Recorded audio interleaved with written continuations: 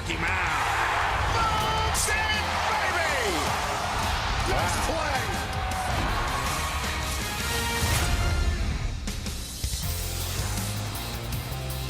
Nothing quite like Sunday baseball inside Safeco Field as we wrap up Edgar weekend. The fourth and final game, Mariners and the Angels, as the Mariners try to salvage the series against the red-hot Halos. As we take a look now at the lineup is penciled in, Mike, by manager Mike Scioscia. And it's been a hot lineup for the Angels, starting with Mike Trout. Leads the team with 23 home runs. Albert Pujols last night in the 8th inning, a double to drive in a couple of runs. That gave the Angels the lead in the ballgame. C.J. Cron starting to heat up the cleanup hitter. 2 for 4 and has scored a couple of runs. Martin Maldonado, 2 for 4 last night, hitting 8th in the lineup. A couple of doubles for him. For Miranda on the year, 33 starts, a 12-7 record, a 4.41 ERA for Miranda. He's faced the Angels a couple times this year in 14 innings this year, just 2 earned runs. Cameron Maybin getting last night off, back in the leadoff spot here tonight. Goes after the first pitch and dumps it into the gap in right center field. Hot start for Cameron Maybin and the Angels. Leads off with a double on the first pitch of the ball game. We'll take a look at the defense for the Mariners. Guillermo Heredia getting the start in left field. Gamble getting the afternoon off. Yonder Alonso at first base. Carlos Ruiz will do the catching. Mike Zunino getting the afternoon off also. Mike, you just mentioned the Angels playing some good baseball. They've won 5 in a row. It's the longest active winning streak in the American League. Second longest in the majors. Only the Cardinals a better winning streak right now at 8 in a row. It's not a good time to catch the Angels. They've been hot. They're scoring 6 runs a game against the Mariners. Again, this is a 4-game series. This is the 4th. In the first 3, 6 runs each game. Scoring runs late in the ball game, which has really hurt the Mariners.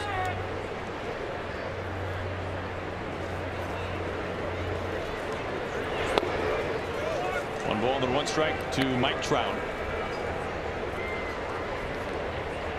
There's already talking, it's nothing more than that, about whether or not Trout can be an MVP candidate, if not win it this year, with his abbreviated season, missing so much time because of the injured ligament in his thumb that he suffered in Miami.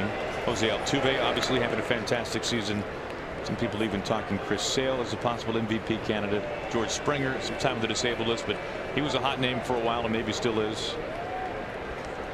Of course, Aaron Judge was kind of the guy for the first half of the season, and he has become quite dormant here in the second half. He struck out in 29 straight games. 2-2. For Miranda, a good fastball, averaging 92 miles an hour, although at times he'll be 94, 95. Change-up, split. He likes to throw his split when he gets a couple of strikes on you. A very good pitch for him this year. His split, our opponent's hitting just 191 off of the split. Close pitch, full count.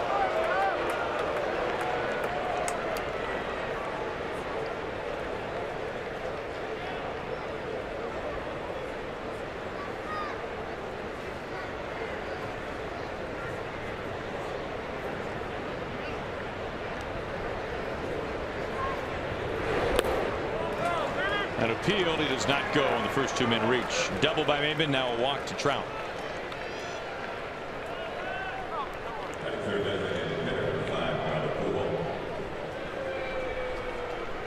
Two men on with nobody out in front of Pujols.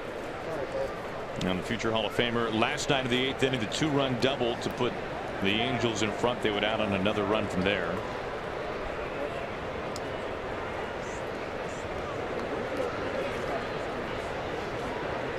Pujols, despite the low on base, despite the low batting average this year, has still been the Angels' best run producer.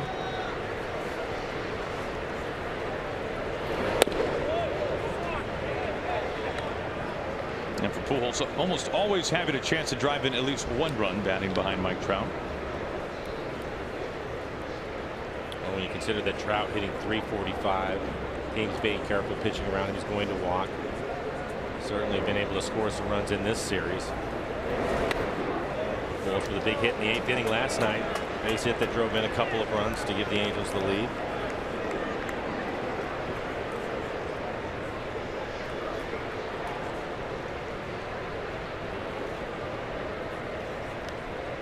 First 3 games of the series, Trout has scored 5 runs.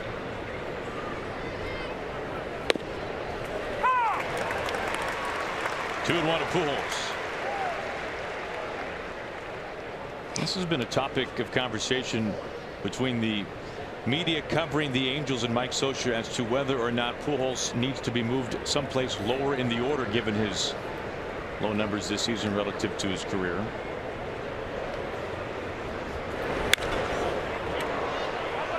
Seager drifting into foul territory. 1 out. It would be odd to see Pujols batting somewhere other than 3 or 4 in the order. And Scioscia even mentioned that a number of years ago when Albert was hurt, had to go on the disabled list for a prolonged period of time, that Trout's walk rate literally doubled with Pujols out of the order. And that even though Pujols batting about .230 entering today, the on base very low, they're still confident that he is the right guy to bat behind Mike Trout. There's a reputation, there's a presence about him. And if you make a mistake, he'll still hit you out of the ballpark. Now, he's not going to hit 300 like he used to, but he can handle mistakes, and we saw that last night. Yeah. I mean, it's not an exaggeration to say he's been one of the best run producers in the history of baseball. He pops up foul here, though. 1 out, 2 on. Here is C.J. Cron.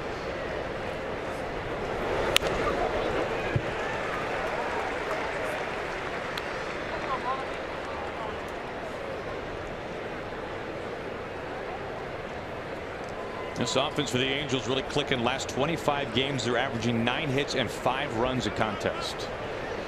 And as Mike mentioned, 6 runs each of the first 3 games here inside Safeco Field this series. 0-2.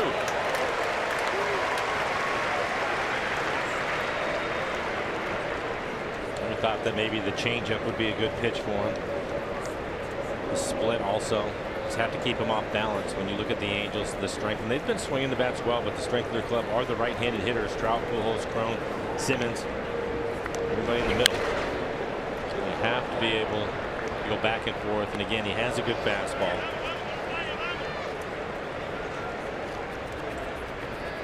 You can mix it up. I like the fact that he's going to pitch inside with his fastball too. We've already seen that. Now for Scott Servais, he's hoping that Miranda can build on a fine start last night from Erasmo Ramirez. For Scott right now, with the way things have gone so far in this series, he's hoping that Miranda will give him 7. He can go to Nick Vincent, who's available. He can go to Edwin Diaz, who's available, because they have a lead late in this game. You look at the last 2 starts for Miranda against these Angels. It has been exactly that. 7 innings, 2 runs, 7 innings, 0 runs. Yeah, he's really pitched well against them. His overall numbers against the Angels have been really good.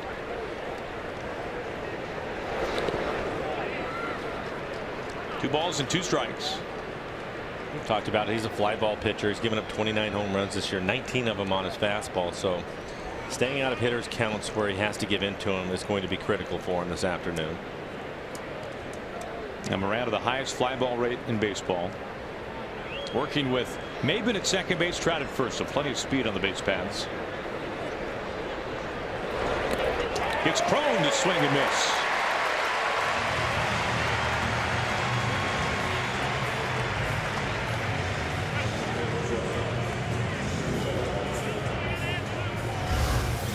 Going with another off-speed pitch, down in the dirt, gets him to chase it, swing right over the top of it.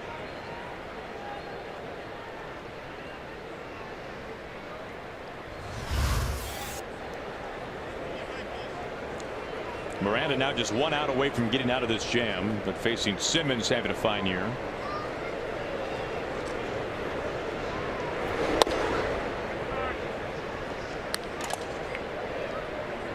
Simmons a home run in game 1 of this series, batting over 300. Having one of the best power seasons of his career.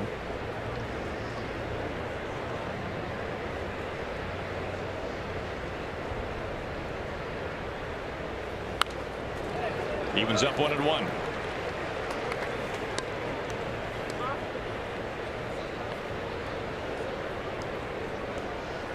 Next pitch will be number 20 for Miranda. First pitch of the ball game, Maben the double out to right center field. Next batter, Mike Trout, drew the walk. 2 on, 2 down. In play, soft chopper. Seager on the grass. Miranda gets out of the jam. A couple of men left. We go to the bottom of the first. Mariners coming up.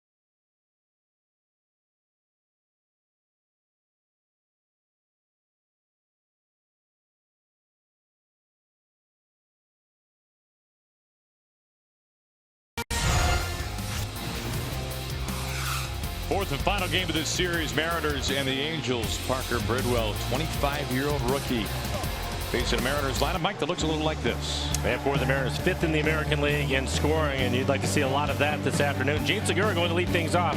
He had 3 hits last night, average up to .319 now. Kyle Seager, he's been hot since the All-Star break, 2 for 4 last night with his 18th home run on the year. Carlos Ruiz will round out the 9 for the Mariners.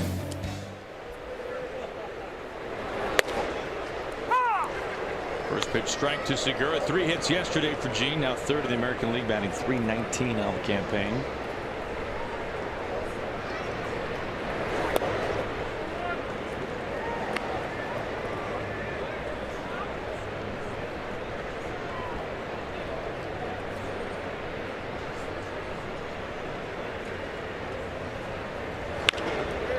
Up the middle, and Simmons, a spectacular diving catch. Taking a hit away from Segura. That does not seem quite fair. No, for Simmons, you mentioned he had a great year offensively. He's one of the better shortstops in the American League as he takes a hit away from Segura. So fine defensive play. Cameron Maybin will get the start in left field. Maybin out last night, back in the lineup today. You just saw Simmons at shortstop on the play that he made. Cliff Pennington will get the start at second base, and Martin Maldonado done all the catching in this series. Strong throwing arm.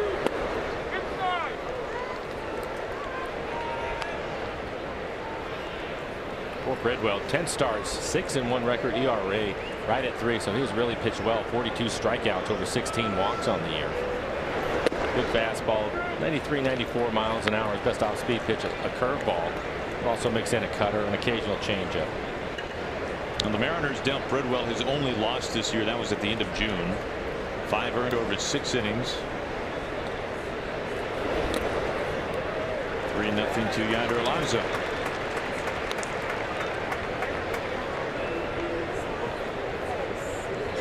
Alonso with a couple of hits in last night's game.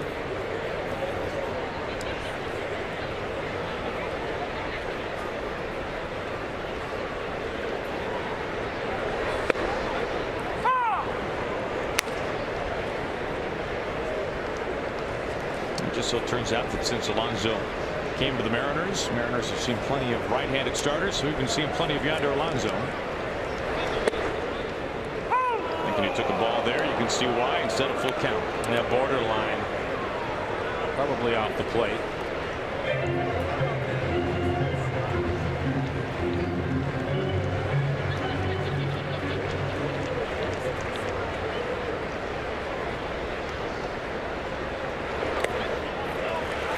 Eventual walk.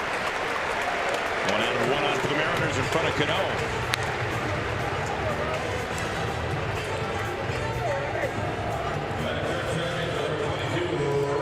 You can see last time out for Bridwell pitching very well. A run over 7, no walks. He's been especially good this year on the road. 4 road starts. Just a total of 5 earned runs in those 4 starts away from Angel Stadium. I mentioned it earlier. His curveball opponents hitting just 137 against his curveball. So we'll probably see that quite a bit today. I think it's been set up though by his fastball. Had some issues with it early in the year, but in July and August, opponents hitting just 212 off of his fastball. So his fastball command has been better.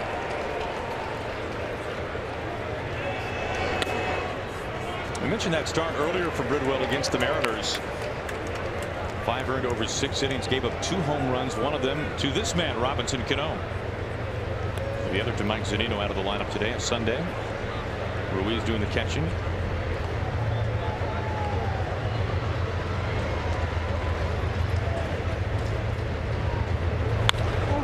Line right field, but foul. It is Edgar Martinez jersey giveaway day, if you couldn't tell.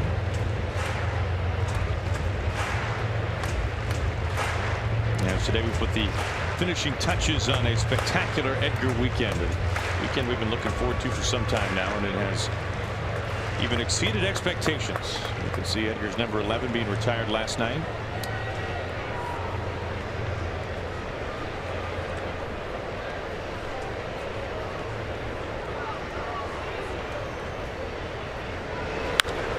Off the hands. Out of range. 1-2. You take a look at the all-time doubles list. Double last night for Robbie, now tying Andre Dawson for 60th all-time, and everybody directly in front of him in the Hall of Fame, and we hope that is true shortly for that man. Edgar Martinez is closing in on his hitting coach.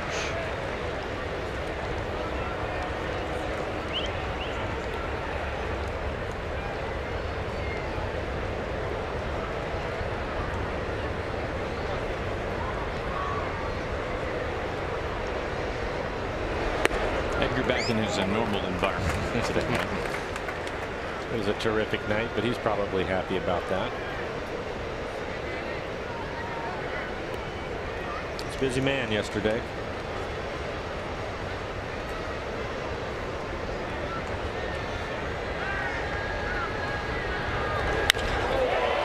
Out to right center field. Calhoun can't make the catch. Alonso having a hold now, making his way to third base. Another double for Robinson Cano. And the Mariners have 2 in scoring position with 1 out.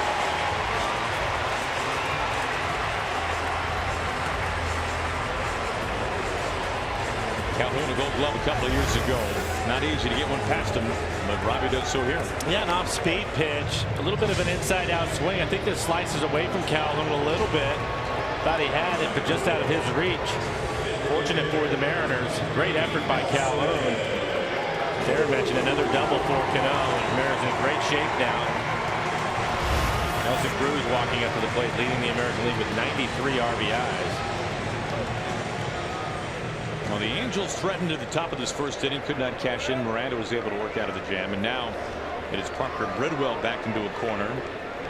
2 runners in scoring position for Nelson Cruz. Infield is back except for Cron at first base.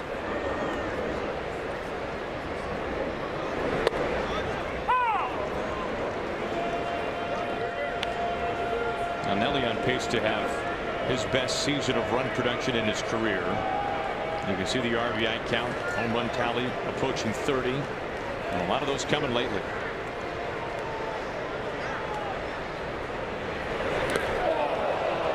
Two.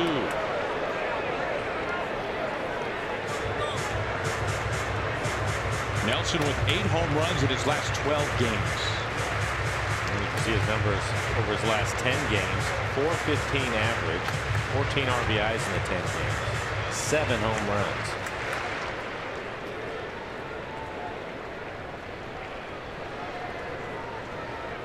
Alonso at third base, Cano at second.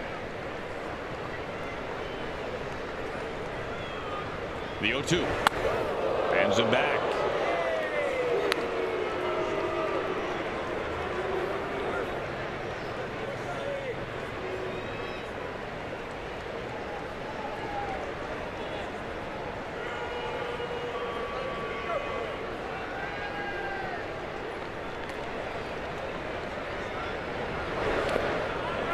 Check his swing. 2 balls and 2 strikes.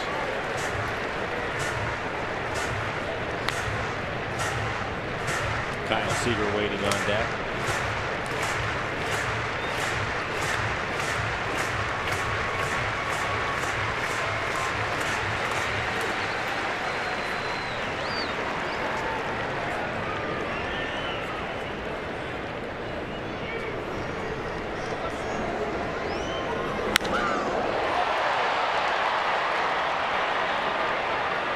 Trout underneath it. Alonso tagging, coming down. Here's the throw. Maldonado the tag. Safe. Mariners on the board.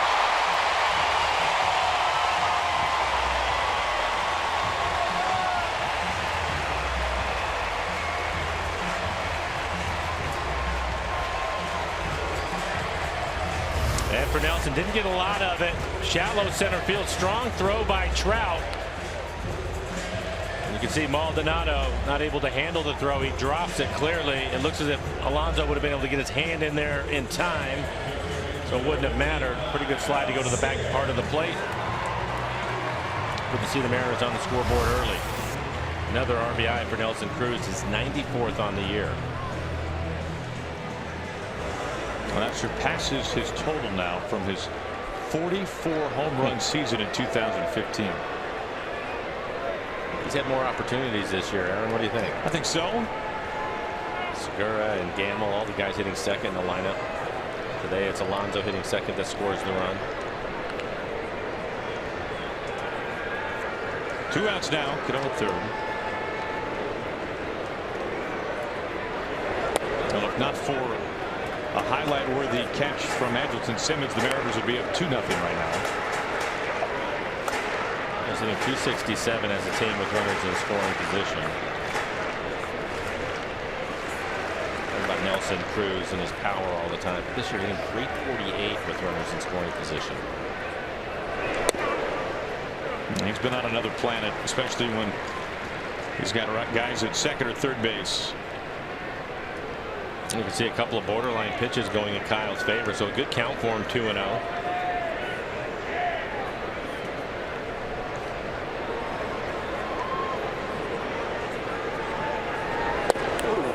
2-1. Changeup.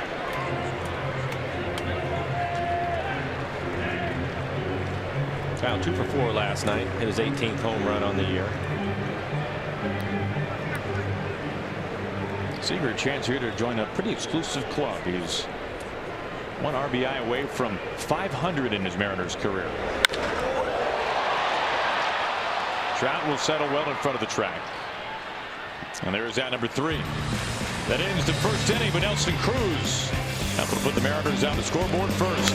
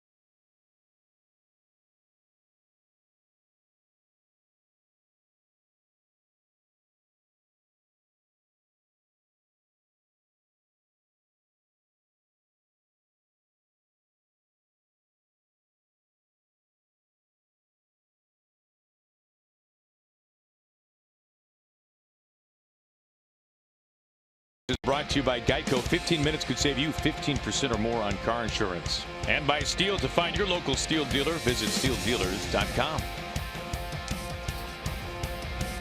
Mariners leading 1-0 as we start the second. Nelson Cruz, the sacrifice fly.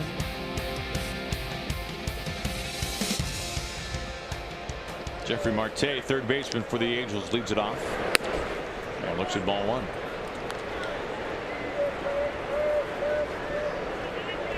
Cano playing up the middle. Playing him to pull on the left side of the infield. See Segura in the hole. Kyle towards the line. Pretty good changeup. Shot by Miranda. He's up a double to start the game. Walks Trout. Very careful. Probably a good idea with Trout. And will retire the next 3 hitters without giving up a run.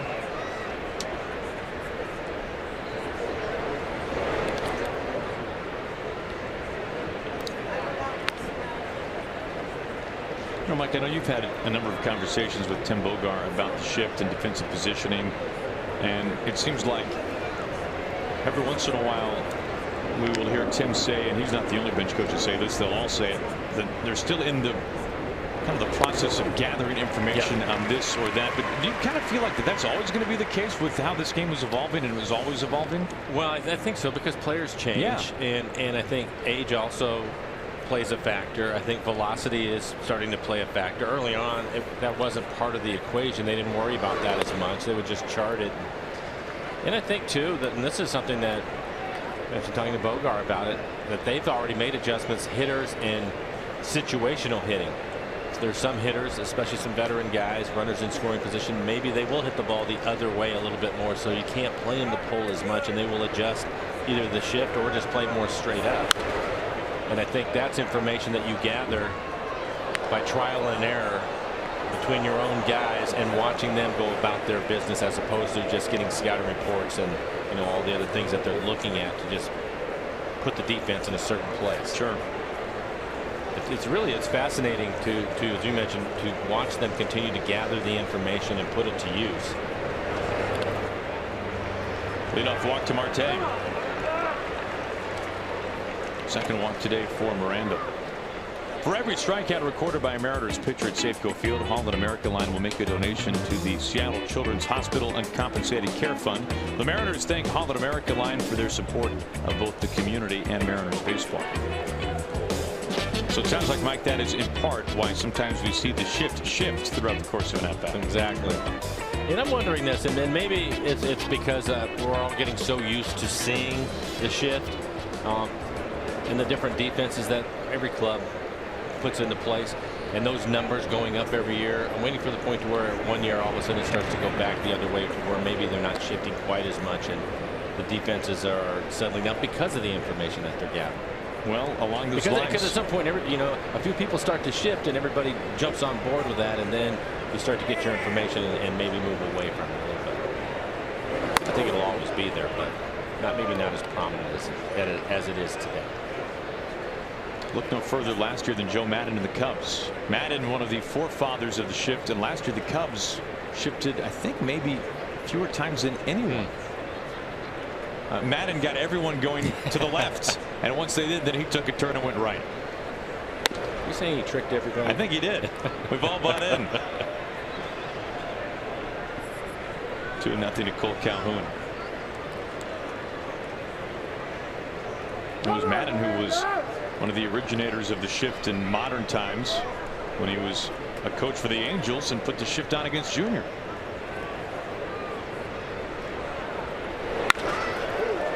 The opposite way, sends Heredia into the track, and he makes the catch. Out number one, Guillermo Heredia, fine running catch into the wall. Our Big Fish Casino big catch, Mike. Well, I think if you talk to the Mariners coaching and their manager, they'll let you know that Heredia is really special in the outfield. This is not an easy play. Anytime a line drive is hit directly at you, one, you're not sure which way to turn. Two, he's not sure where the wall is. But as we've seen this year, he concentrates on catching the baseball and worrying about the wall or the warning track later. He's been special. His outfield play overall this year has been terrific. Almost doesn't seem to matter who you put out there. Yeah. 1 out, 1 on for Maldonado. Like you mentioned earlier, the Maldonado's caught all 4 games of the series. I was surprised to see his name in the lineup card here on a Sunday. Today he is catching his 101st game of the season. That is prolonging a career best for Maldonado, and it's the most in the majors this year. Well, maybe. I think sometimes because Mike Scioscia was a catcher and probably caught a lot of ball games, his expectations maybe a little bit higher. The Sunday day games off. Robbie out for a visit.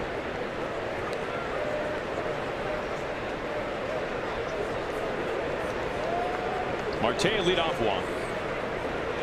1 out, 1 on. Top of the 2nd. Line drive hooked and foul.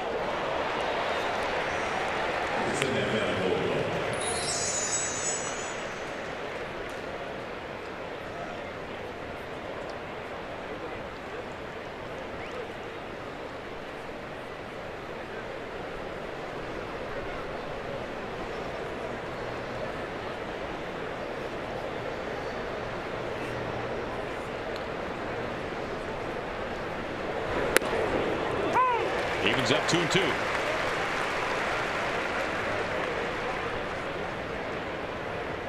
Now Miranda over 20 pitches of the first inning, looking for a little bit of a quicker second. Chance for a double play in the inning. And for a fly ball pitcher, he's had 9 double plays turned behind him this year. Pretty good number.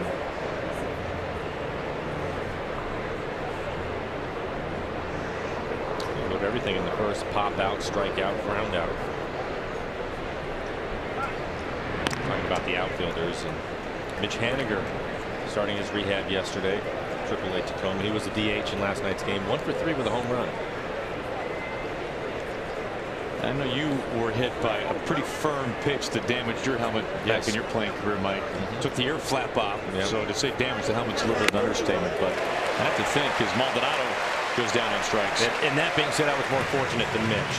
I'll tell you that right now, where he was hit in the face, and fortunate that as far as his dental work goes, he was okay, but obviously tearing his lip and mild concussion. I believe there was an issue with his nose also he was telling me about. And when I talked to him, he looked great. And he said that nothing was an issue. Breathing at times was bothering him. They also thought that he had a minor concussion. He's past all of that now.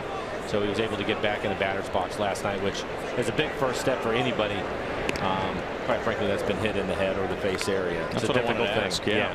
Just that first time back in there. Well, and I think we're starting to see it more and more. We talked about it earlier, but you're going to see more of these guys, and I don't blame any of them because of the velocity at which these pitchers are throwing baseballs. And most of the time, almost all of the time, it's an accident. It's just going to get away from them. Bunt, third base line. Great bunt.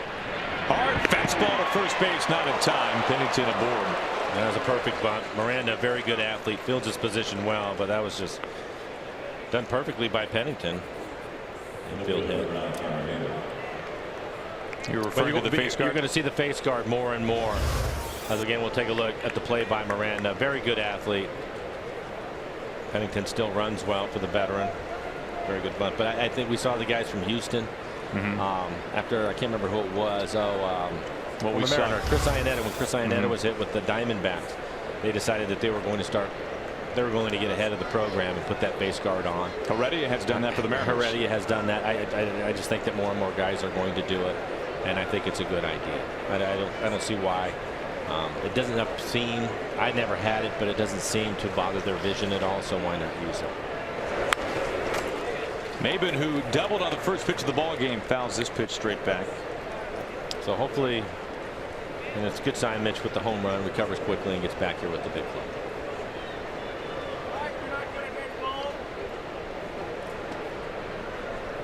Now, second straight inning that the Angels have had 2 on.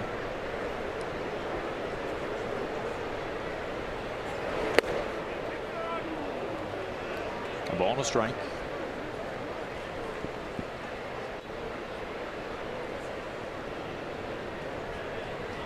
Pennington at first. Marte leadoff walk at second.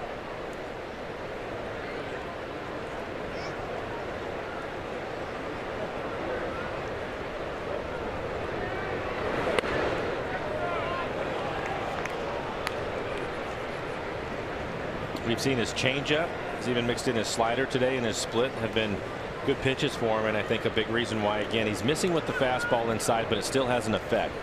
He still is going to speed these guys up a little bit, and if he can locate his changeup or split down out of the strike zone, you're going to see some swings and misses or some weak contact. So even though it's a ball inside, there's a purpose to it.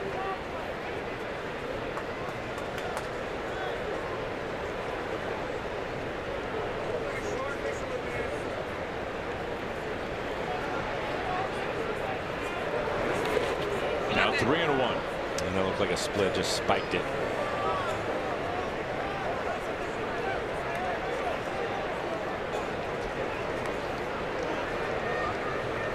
Now, so far, the only 3-ball counts for Miranda have eventually resulted in walks. He's got Trout on deck.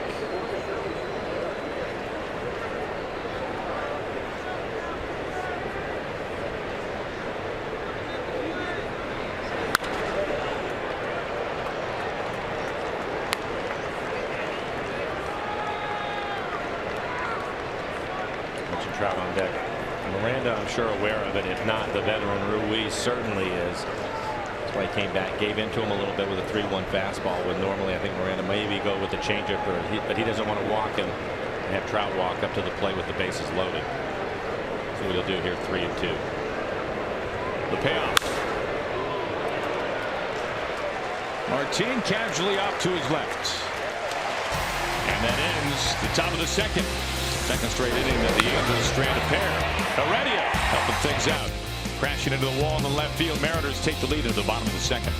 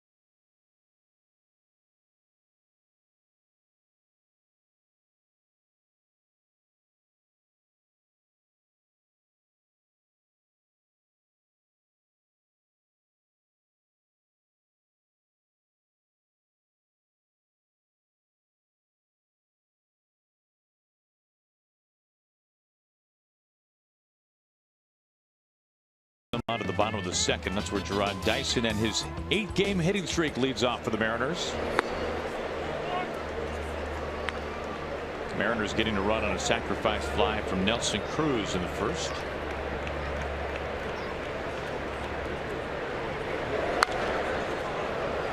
And Mike, in between innings, a very touching video board tribute. We've seen plenty of those the last couple of days, and hopefully more as well, to Edgar, and reminded us of Edgar taking BP with the donut, Mike. Yeah, that was something I don't recommend. But let's get the disclaimer out there. Yeah, but it gives you an idea of his skill and at the level that he is at. And typically you see these guys in they'll have the old school donut, usually the red ones that are on their bat when they're on deck waiting. Give it a little bit of weight. Dyson needs this fly ball out to Trout in center field. And Edgar, I watched him one day, and he had the donut on there to create some weight. Basically, he wanted to feel the barrel of the bat where the weight of that was, and he was hitting off of a tee, which is no big deal. You know, if you're a major league player, you should be able to handle that without a problem. But I asked Edgar about it, and he was saying that he wanted to make sure that his balance was right, because if he was out of balance with that extra weight on his bat, it was going to be a problem. So he's talking about it. I thought, well, that makes sense. And so the next day I get out there early, put the donut on the bat, and I start hitting off the tee. And like, this is pretty good. I understand why he's doing it. I can feel what he's talking about. And then it was probably about a week later, I show up in its early batting practice. Edgar is out there. And he's taking batting practice. I'm hitting in the second group. And I walk up to the batting cage, and I realize he has a donut on his bat while he's taking batting practice. Now, the next time you're at the ballpark, if we show these guys on deck as Heredia hits this out to right field, Calhoun going back onto the warning track. It's not that big white one. Again, it's one of the little red ones. They didn't have the white ones back in the day. It was the red ones. But the area in which you're hitting this baseball, it is probably 3.5 inch area where he's able to square the ball up. And if you get jammed just a little bit, it's going to ricochet off that donut. And there's a pretty good chance it may hit you in the face. So I don't recommend anybody doing it. But it was the most amazing thing that I saw. And the most amazing thing is just now you have this extra weight on there, but he's hitting one line drive after the other like a machine right over the second baseman's head, just wearing it out to right field. It was an amazing thing. And I watched him do that many times over the course of years. Off the hands. Has there ever been another guy that you've seen take actual batting practice with the donut? No. I have not. A lot of guys actually, I remember, well, Jay Buhner. Jay used to have drills that he would do off the tee, or what they call soft toss drills or flip drills. He would do them with a fungo bat, actually taking the weight out of it, making it much lighter to generate more speed and feel that speed through it. And Jay used to do that when he was struggling. So there's a lot of different ways to do it, but that was the way that Edgar. The Edgar way. Yeah, the Edgar way. A couple of fly ball outs here in the bottom of the second. Martin at the plate. He had so many different things that he would experiment with and do. It was amazing. And I've said it many times, as a player, you go through and you watch all the great players at your time, and you try to pick little things up that can help you out. And you just try to make the most of it. Edgar had a lot to think about. I would say so. Side set down in order. We go to the third. We'll be seeing Mike Trout next.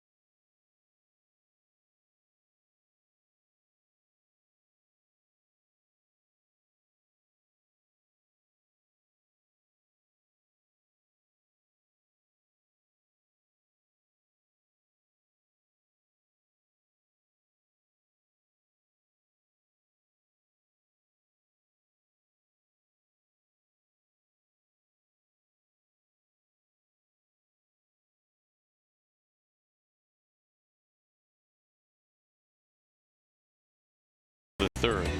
Going to the game, it's a quick and easy trip on the Sounder Train, Link Light Rail, and ST Express buses. You can plan your trip by simply going to soundtransit.org. Now the teeth of the order for the Angels due up here to face Miranda, Trout, Pujols, and Cron. We've talked a lot about the bullpen and the amount of work that they've had to do so far here in the second half of the season. It's been a lot, and so hopefully Miranda can have a couple of quick innings. 42 pitches through the first 2 innings, 22 strikes.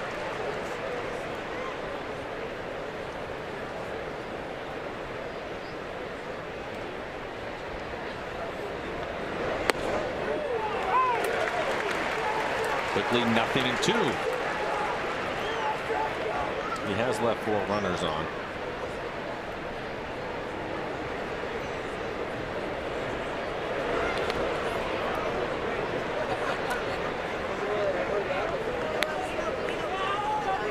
For a variety of reasons, mostly just the way the lineup has been constructed for the Angels over the year, Mike Trout has not been much of a base stealer ever since his first full year in the majors. As he's caught looking, strike 3. Trout is out number 1 here in the top of the 3rd. He wasn't happy about it, but it looks like a pretty good pitch. Looks like it's going to be right around the top of the strike zone. Definitely on the plate.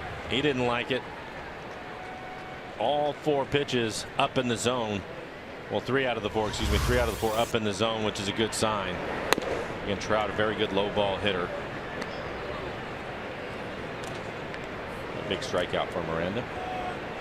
First time today he has retired the leadoff man. This is just the 3rd inning, however. 1-1 to Pujols. Aaron, we were talking about the shift earlier. The Mariners put it on right here with Pujols hitting. So Cano on the left side of the infield. Well, it's easy to forget what Albert's numbers look like in the National League with St. Louis. And for a refresher, Mike. Yes. 11 seasons. First 11 seasons in the majors with the Cardinals. A .328 hitter. An OPS of over 1,000 in an 11-year sample. I mean, 3-time MVP, and beyond that, he finished 2nd in the National League MVP voting 4 times. This is tipped foul right back to Ruiz. Back-to-back strikeouts to open up the 3rd. Nice start for Miranda. Well, I don't think there's any question that he's going to be a first ballot Hall of Famer. He's had some foot, some leg issues over the course of the last 2-3 years that have cost him, but tremendous career for him, over 600 home runs. To think a lot of people here in Seattle saw him first. Yes. Tell us that story again. Well, it was,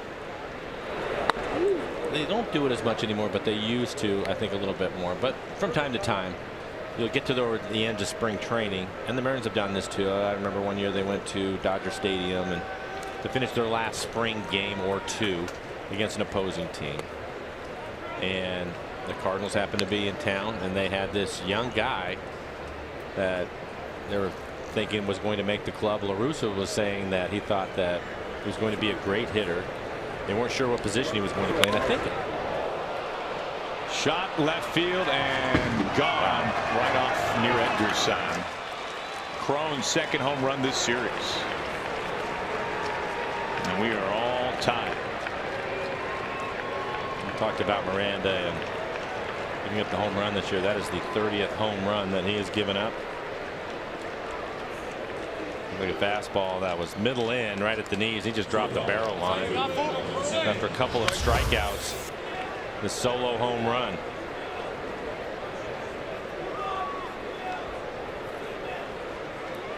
Well, believe it or not, Aaron, he was actually playing right field that day. I think he was playing a little bit of third base too. Yeah, you're right. Little did you. So when La Russa said that he thought he had a chance to be a good hitter, he meant one of the best ever. Right. And I looked at him. I thought, he looks all right. He might be okay. 600 homers later. Ball and strike to Simmons. He was only 19 or 20 at the time. He seemed like he was really young. Might have been a little bit older than that, but not much.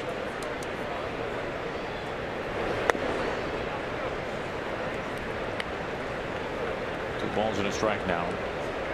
His first year, he was 21 years old. An all-star rookie of the year. 37 home runs. 2-2. think Miranda's starting to use his breaking ball a little bit more.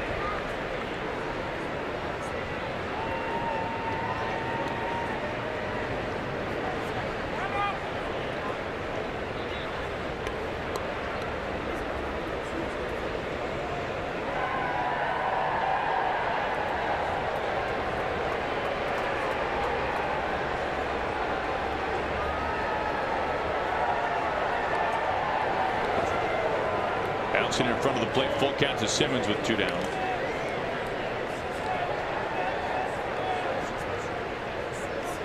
We just saw Ricky Nolasco in this series. Miranda and Nolasco now 30 home runs, most in the league.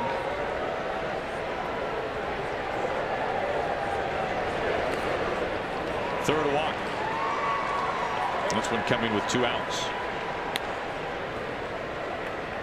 Now Miranda had a chance for a pretty quick inning, especially relative to his first 2 back-to-back strikeouts within the home run to Cron. Now the walk to Simmons. And now 18 pitches in the inning, 60 overall.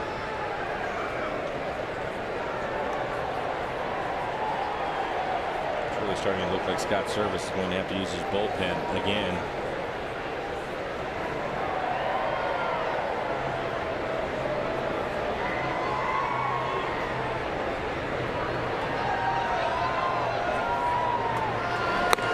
I've seen plenty of times this year Miranda get in a pitch count of the upper 90s, 4 times of 100 pitches or more this season for Miranda.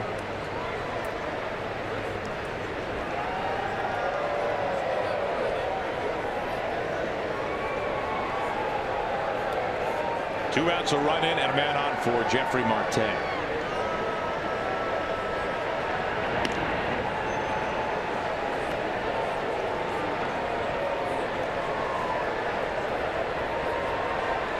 Last night it was Pujols with the go-ahead RBIs late.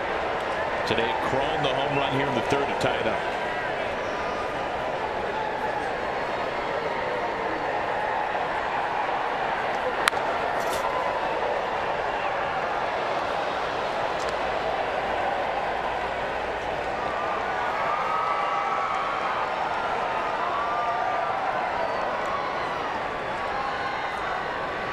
Two-out walk to Simmons extended the inning. He's at first.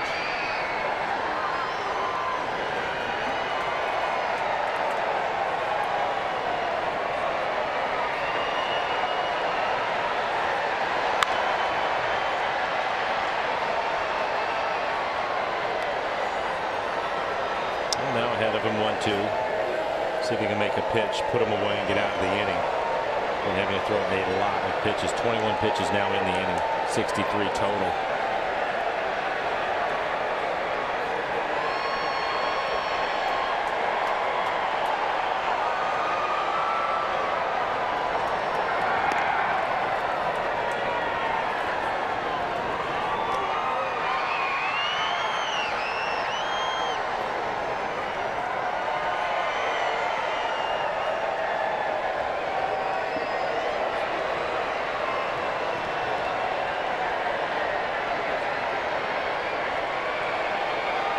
The 1-2 finishes off the Angels in the 3rd.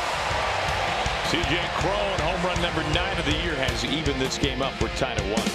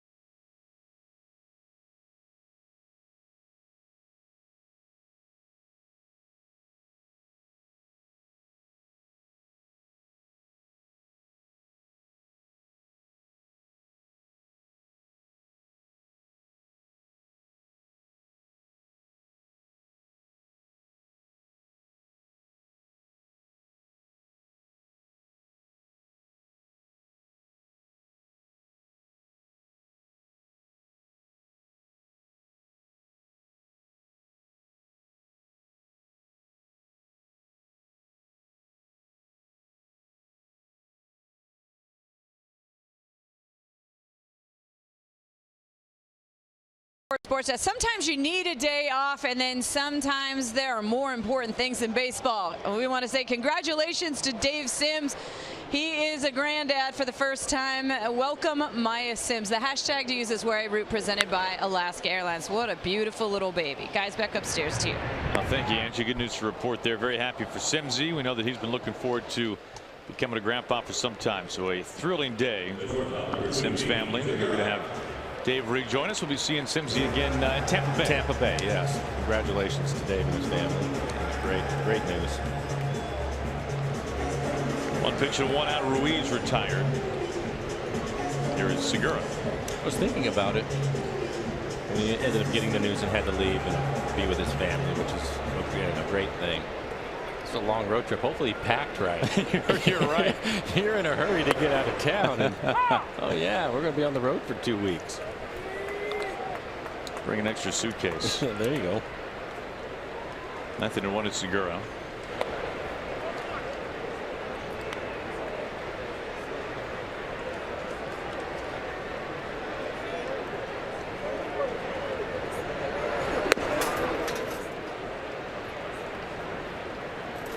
Segura nearly had a base hit to begin the bottom of the first for the Mariners today, but Andrelton Simmons with a diving catch, taking a hit away. Segura has done that to an opposing hitter a time or two this year.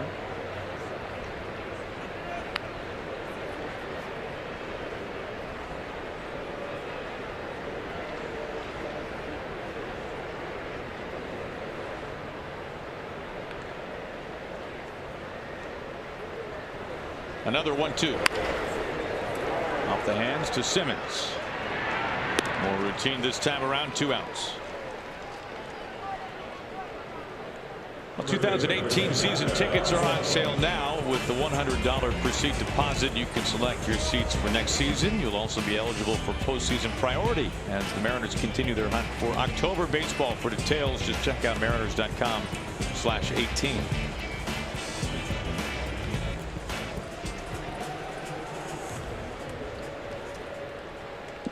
Couple of ground ball outs. Here is Yonder Alonso.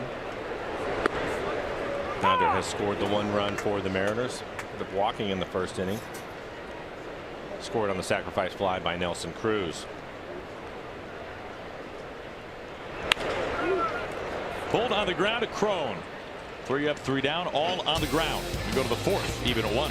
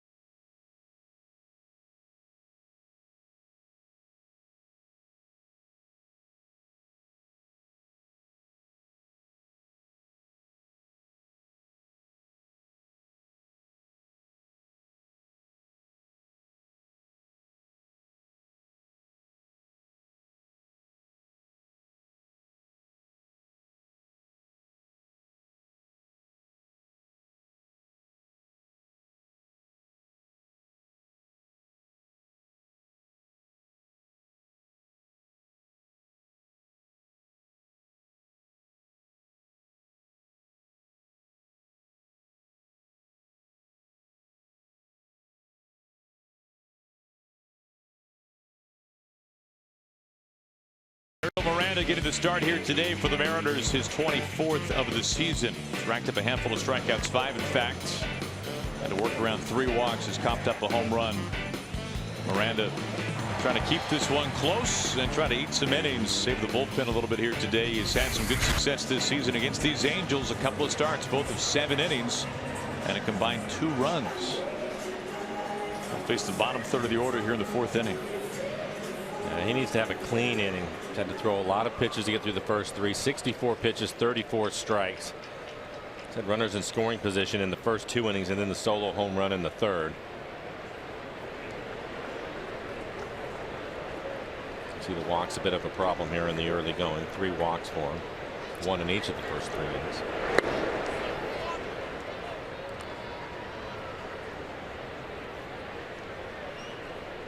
Calhoun 0 for 1, flew out to left field. A fantastic running catch by Guillermo Heredia.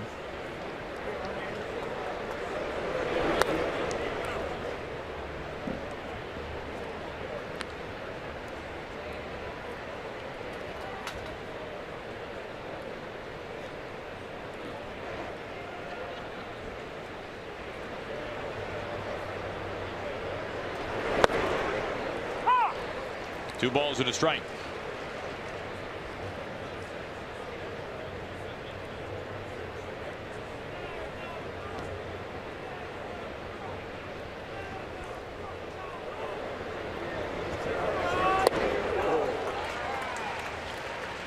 Miranda now a pitch away from his 6th strikeout. Earlier this year, setting a career best with 10 strikeouts. Game against the Mets.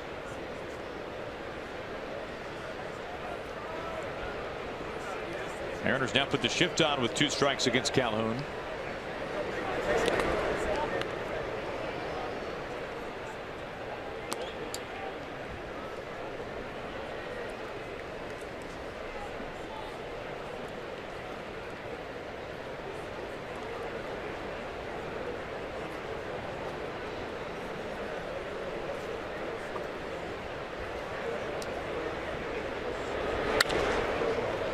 Shoves it foul. Still a full count to Calhoun.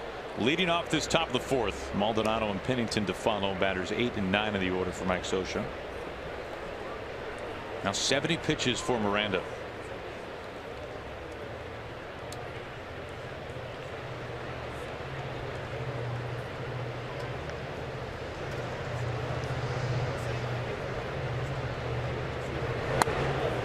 Leadoff walk and the 4th walk in total today for the Mariners starter.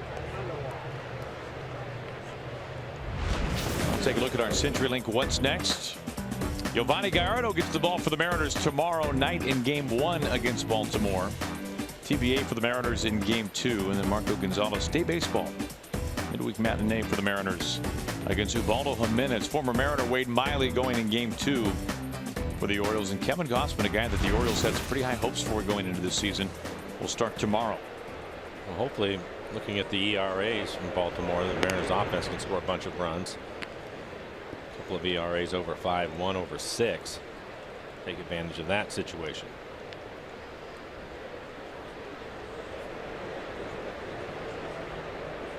Well, the Mariners fortunate not having to face Dylan Bundy, who's really been their best starter this year. Maldonado pops this up. Alonso into the grass, out number 1.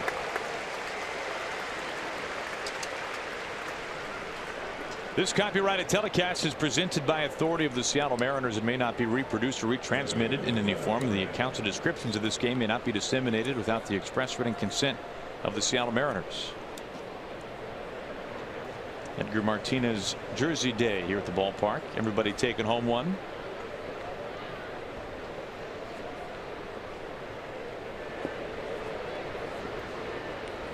One out, one on. Calhoun at first. This is Cliff Pennington. Bunt base hit his last time up.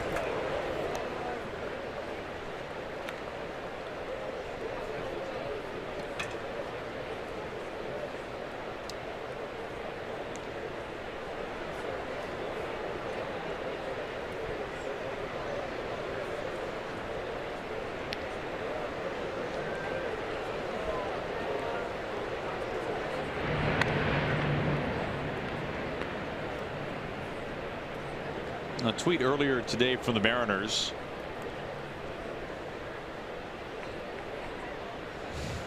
Junior and Jay deciding to get Edgar a new number.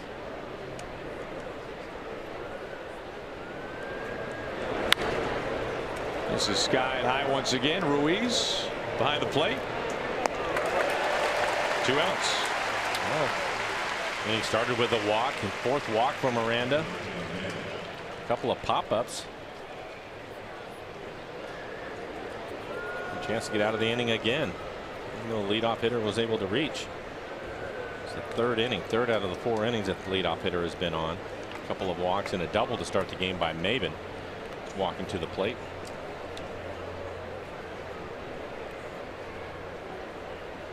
Now Miranda has stranded 5 over the first 3 innings. Gave up the home run to Cron in the 3rd.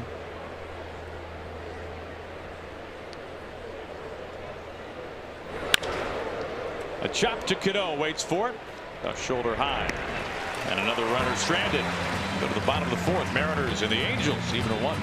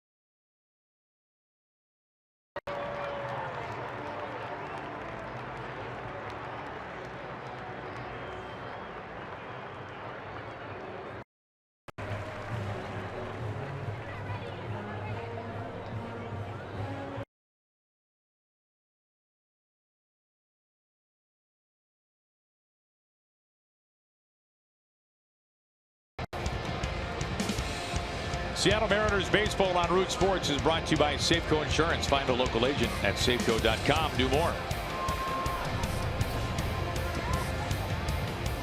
Full house here today inside Safeco Field. Final game of this series. Mariners and the Angels. Angels have taken the first 3. Mariners looking to take a game before welcoming the Orioles to town starting tomorrow night. They got the right guys coming to the plate to get on top here. Cano, Cruz, and Seager.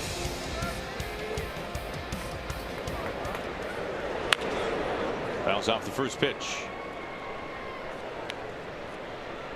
Robbie a double earlier today. Mariners lone run coming on a sacrifice fly by Nelson Cruz.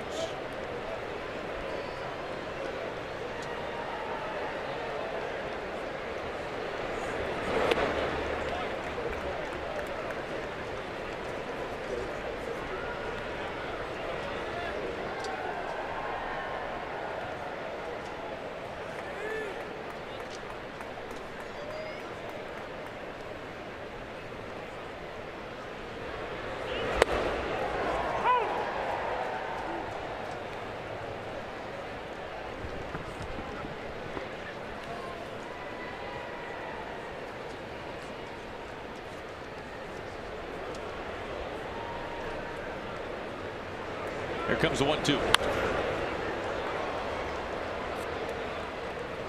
You know, the pitching front for the Angels, as they are holding the second wild card entering today, looks as though they'll be getting Andrew Heaney back this season, a guy that they did not think would be pitching at all this season for them. Seems like the Angels have had more Tommy John surgeries than any team, and Heaney one of those guys. But he could be coming back as soon as Friday to pitch against Baltimore.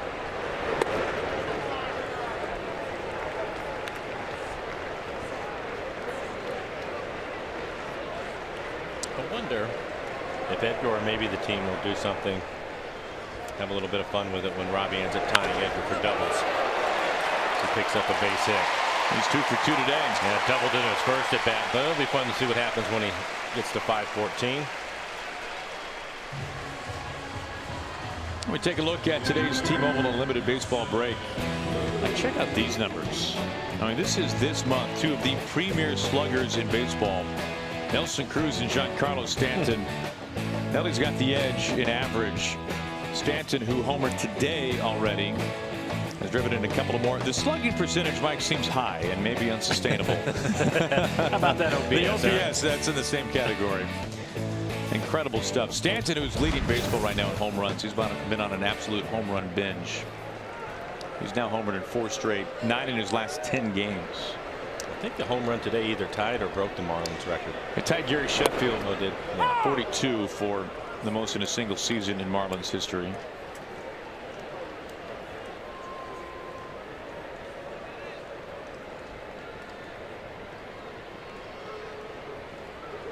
I was about to say the Marlins are a pretty young franchise, relatively speaking, and yet, top of my head, Mike, I want to say that they've had in the neighborhood of like 6 no-hitters for a team that really hasn't been around that long. I guess they've had some good pitching at least every once in a while. Yes, they have.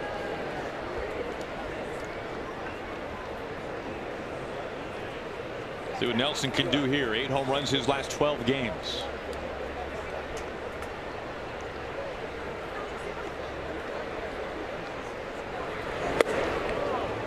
On a 2.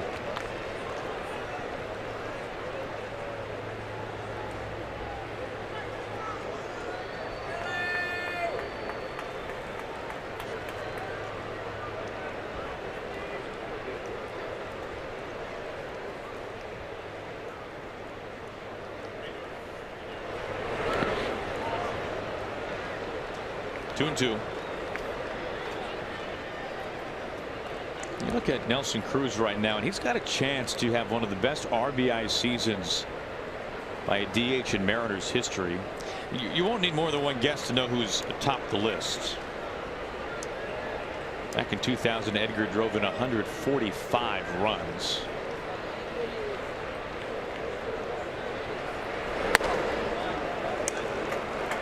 Close take there, looked like full count. Which is it's truly amazing, because you look at Nelson now at 93, 94 now with the RBI today. He has a little bit of time left, but that's pretty hot the rest of the way to catch Edgar at 145. Yeah, and Nelson is leading the league right now. When you look at Edgar, 145 ribbies in 2000, and even for him that was by far his best. 2001, the next year, 116. That's how hot he was, how locked in he was in 2000. 1995, a shortened year, 113 ribbies. And then 1997, this is the year that Nelson certainly has a chance to get to, and even the 95 year. In 1997, Edgar drove in 108. I have a feeling, Mike, and you can speak to this, in those years there was some guys on the base paths for Edgar to drive in. Yes, pretty good lineups. Now these are my kind of signs, Mike. Yes.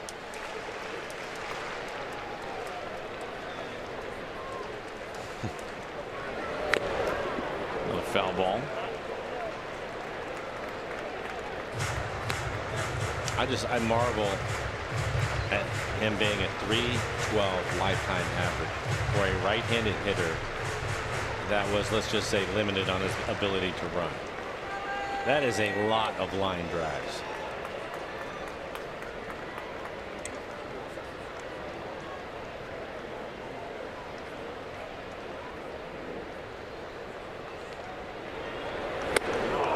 Down on strikes.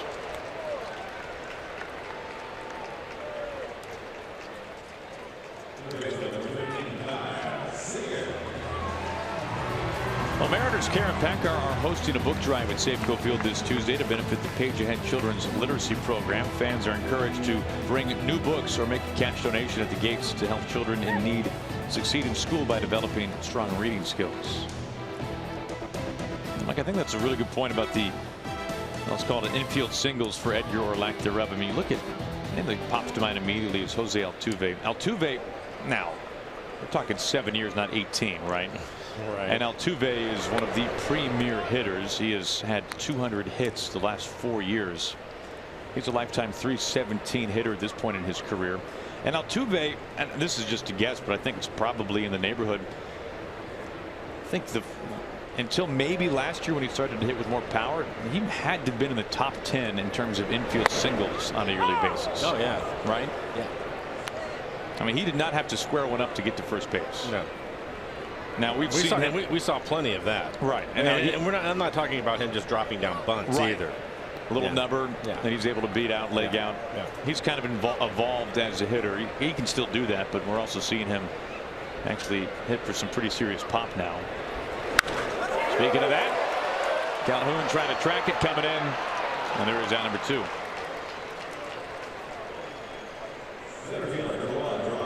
That brings up Dyson.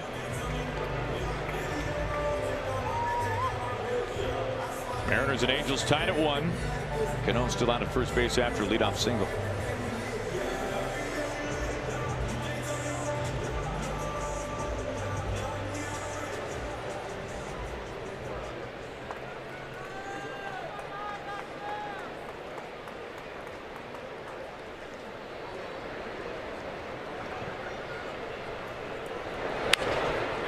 The first pitch is soft pop up.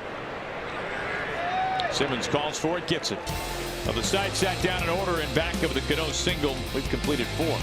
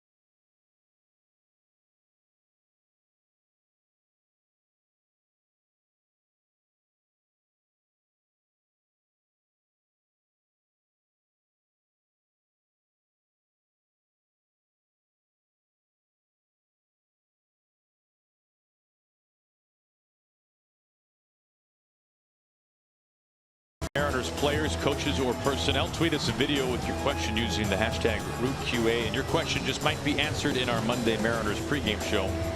For more details, follow Root Sports on Twitter. Full house inside Safeco Field. Edgar Martinez weekend wrapping up. As we start the top of the 5th, that's where Mike Trout leads it off for the Angels. This ball game tied at 1. So we go down to the Ford Sports Desk. We bring in Ryan Rowland-Smith. And Ryan, what have you made so far today of Ariel Miranda up on the mound? Thought he's looked good. You know, obviously the mistake to CJ Cron, one of those 2-0 counts, which has been getting in trouble lately this month of August. But I thought he's looked good so far. He's made some big pitches. I think the result, the 4 walks, I think the result of that is just having that confidence when he slips behind the count. It looks like he's trying to do a little bit too much. You see that front side fly open and try and muscle his way through a pitch a little bit. But for the most part, I think he's looked good. Now, this is an important outing for Ariel Miranda. Right, when you're watching him today, to me it seems that he's done a pretty good job of going back and forth, trying to slow the guys down, mess with their timing a little bit with his changeup and split, and using his breaking ball too to go along with his fastball. And some of that also maybe because of the walks you're talking about, just trying to be really careful with him. It's a close ball game. Yeah, he hasn't located his changeup a lot, but like you said, he has thrown a ton of them early in counts, and what that does is get these guys off his fastball. You can see, the numbers speak for themselves. 74% fastball heavy when he's behind in the count. So whether it's a strike or not, it just puts that pitch in the back of their mind, get them off balance a little bit off that fastball, and that's what's gotten him in trouble in this month of August. You know, when he's kind of gotten into that rut where he's giving up those home runs, he's just slipping behind in count. So if he does get a change up to throw that early, expand the zone, you know, the result could be a couple walks like you see Mike Trout, but at the same time it's going to get these guys off that fastball. Ryan, as you look at this club, and it's been a little bit difficult with the Angels scoring runs late in ball games, and we've talked a lot about the bullpen. But look, the situation of the injuries that the Mariners have, that's what it is. In your mind, what are they going to have to do as far as the bullpen goes to get these guys at least till September where they can expand the roster and get some help out there? Yeah, it's a tough one. This is going to be a tough stretch. We saw this earlier in the year with the injuries, and you see even this series on its own, ERA 10.45, 9 walks. I think that's really a result of just being exhausted. You've had the guys in key situations, Nick Vincent and Tony Zig, having to have a couple days off. And I think a lot of that is a result of this starting pitching not getting deep into games. You see Marco Gonzalez, you know, early on, just he has to develop that trust with Scott Service where he can get out of an inning early on in this series. And you know, Ramirez picked him up a lot, and that's the starting pitching. I think with the bullpen, some of these younger guys have to step up. The guys at the front end of that bullpen, Casey Lawrence, for example, guys like that, they're going to be put into tougher situations. Another guy, Emilio Pagan, who's been doing a fantastic job, has got to understand that he's going to be on a nightly basis thrown into the fire, and these guys have to step up a little bit. Hey, Ryan, as always, we appreciate your insights. Looking forward to hearing more from you coming up in Mariners postgame presented by Alaska Airlines. And that being said, in the Mariners bullpen, Pujols starting to get loose. Now that walk to Trout, the 5th of this ball game for Miranda, that ties a career high 5 walks. Happened earlier this year against the Blue Jays. Pujols in good shape. Did not pitch last night. He did pitch in the second game of the series.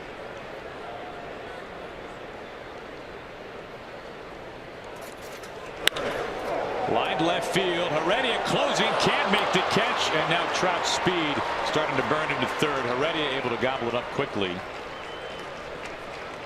Runners on the corners now.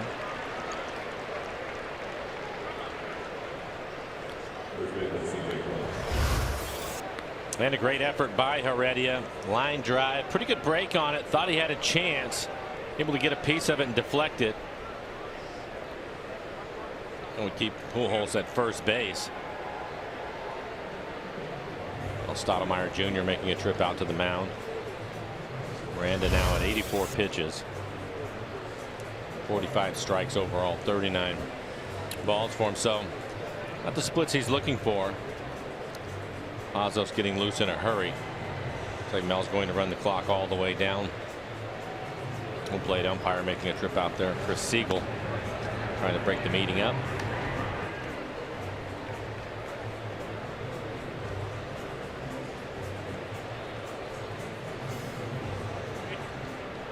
Now, the last time that Miranda walked 5 batters, he somehow was able to go 6 1/3 for the Mariners. Threw under 100 pitches. Has not been that efficient here today. He's got the first 2 men aboard, now facing Cron, who smacked his 9th home run of the season earlier today off of Miranda.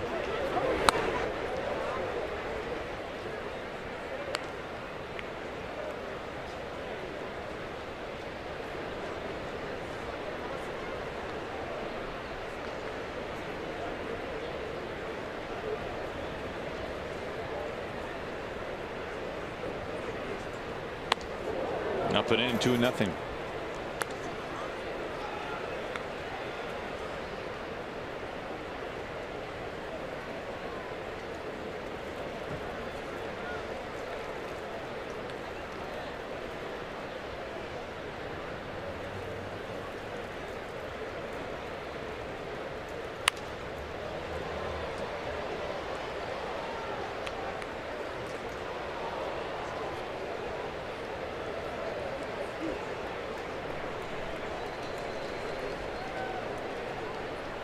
And even though it's a tie ball game, in this situation with nobody out, the Mariners play the infield back and try to get a double play. They'll give up the run for a couple of outs.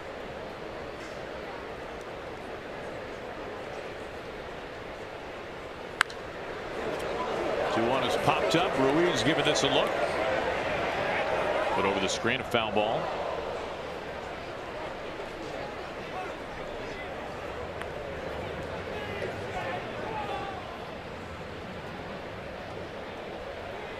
Angels have taken the first 3 games in this series, and the one trend has been the Halos scoring late, 8th and 9th inning.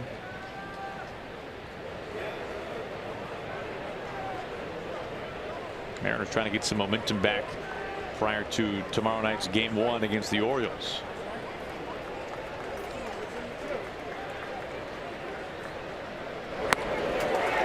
Swinging right back out of his heels. Cron, strikeout victim. Now number 6 today for Miranda.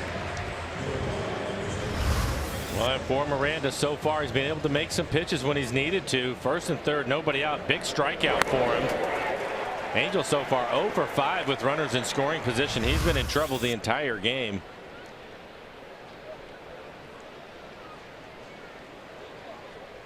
Well, double play will get him out of the inning.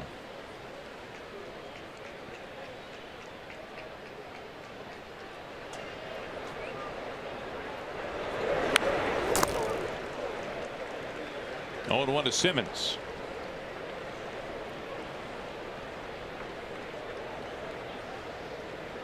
Angels entered today winning 9 of their last 12. They've won 5 in a row. They've been one of the best teams so far this month of August.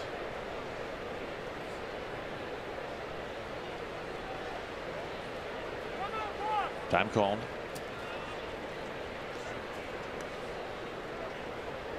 Take a look at the updated wild card standings in the American League. Angels now sharing it with the Twins. Mariners and the Royals a game back. And Baltimore not far outside of that picture either.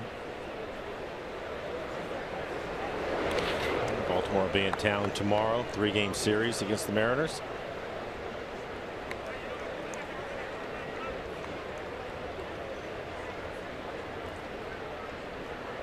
Twins winning today 6-4 final in Detroit.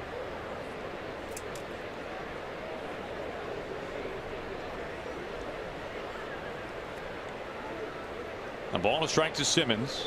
1 out and 2 on. Socked out to center. Trout ready to tag at third base. 2 outs as Trout gives the Angels a lead on the sac fly by Simmons.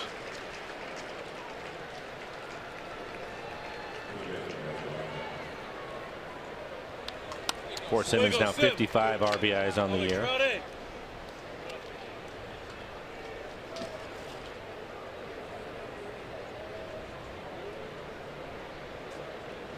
Miranda now at 92 pitches working here in the 5th. A lot of pitches, a lot of stress pitches for him this afternoon.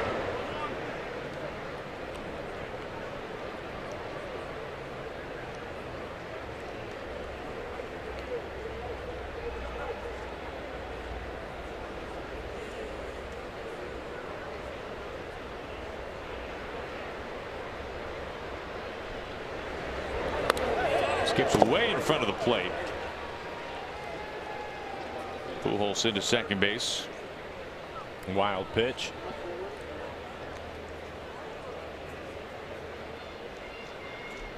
Two and nothing. And again, the Angels 0 for 5. Runners in scoring position this afternoon.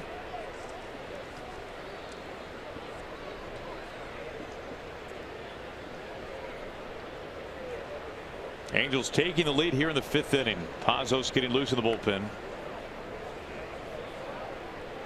Just pacing himself now. He's ready to go.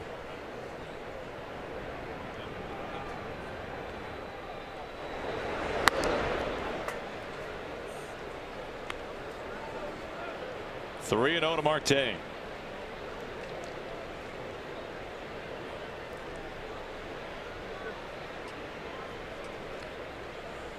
Should Miranda walk another batter, it would mark a new career high.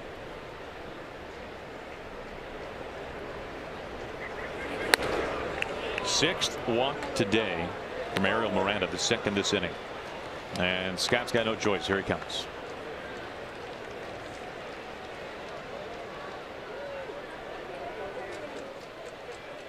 Miranda has walked a batter in every inning. He cannot escape the 5th. We've got a pitching change.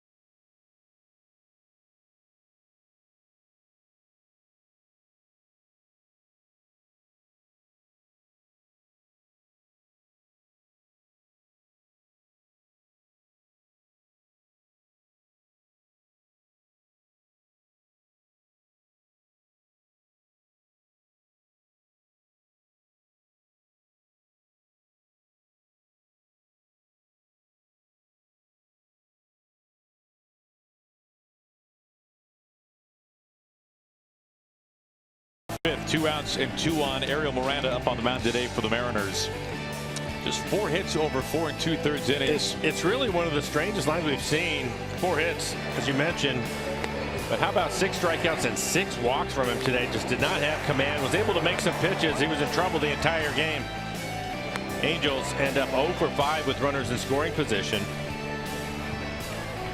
And he only gives up a couple of runs. He is responsible for Pujols, who's out at second base right now. 4 2/3, 4 hits. And now our Beacon Plumbing call to the pen. James Pujols on the mound for the Mariners. For Pujols, 45 appearances on the year, a 3.74 ERA, 50 strikeouts and 43 1/3. Opponents hitting .234 against a good fastball, mid to upper 90s with a hard slider.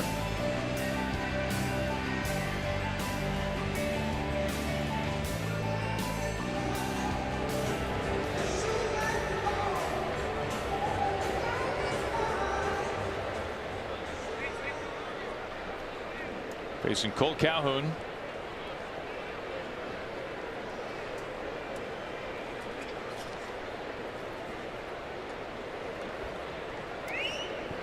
This is just the second time this year a Mariners starter has walked 6 batters. The other one, Giovanni Gallardo, near the end of May.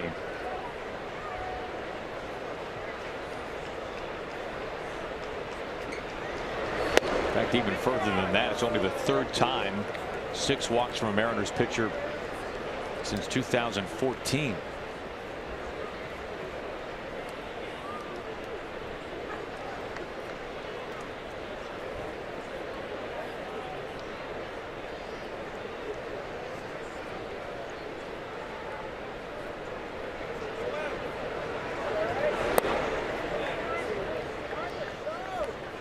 Two 2-0 on Calhoun.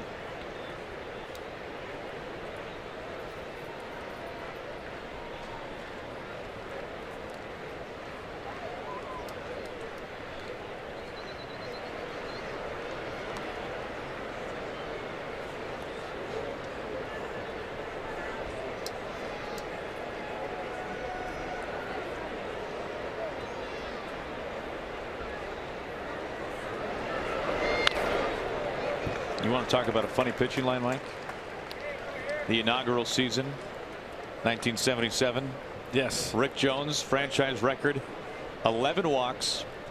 What? 1 run, 9 1/3 innings. Now that's working around some base runners. That is amazing. Does it have how many pitches? Ooh.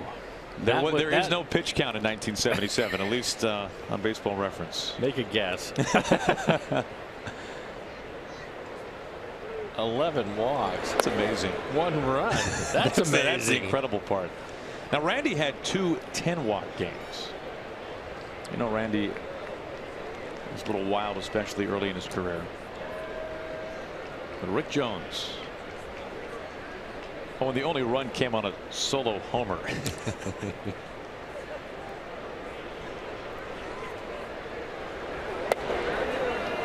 Bases are loaded. Each man, pardon me, 3 men have reached this inning on walks, and now 2 of the 3 on base right now reaching on ball 4. That leadoff walk has scored.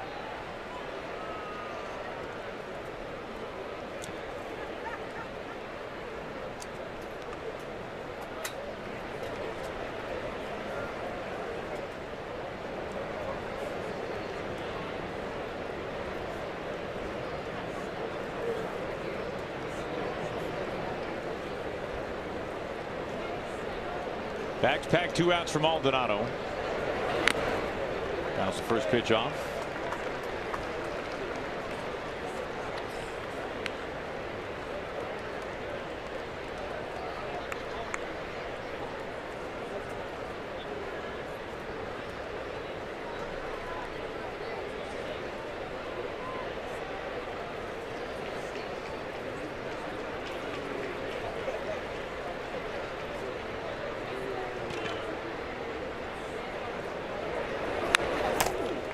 Pujols ahead 0-2, trying to keep this game close, but a base hit would do some pretty serious damage.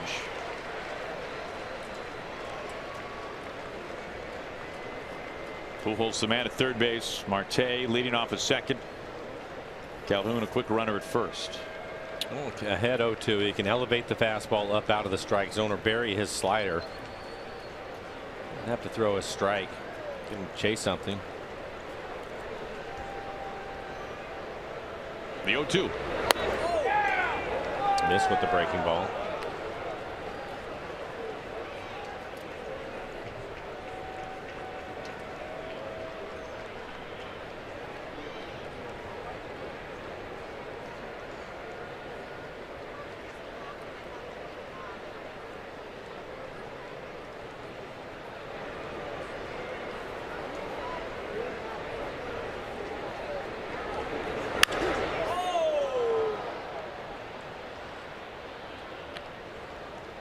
Former umpire Mike, Bill Kunkel, is that a guy around your time?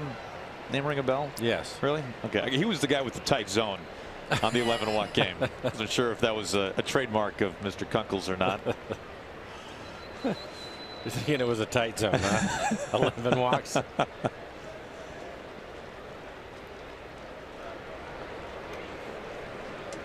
Alonso steps off. Having to throw that one into a coffee can that day.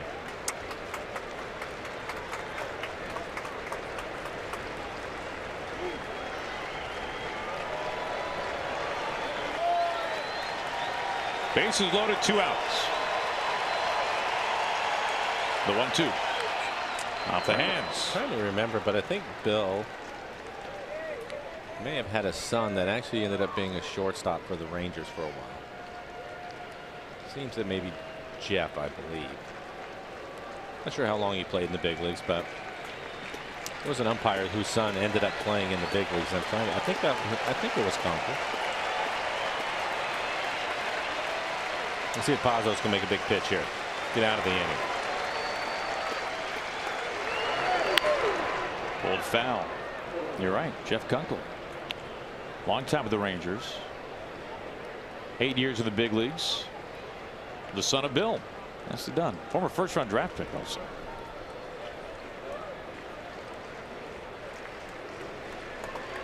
Pujols trying to keep this game close. Working with 2 outs in the bags packed.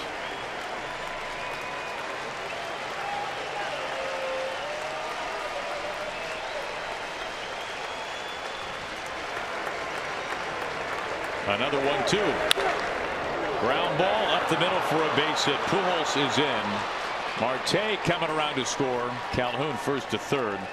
And the lead extended with 2 outs.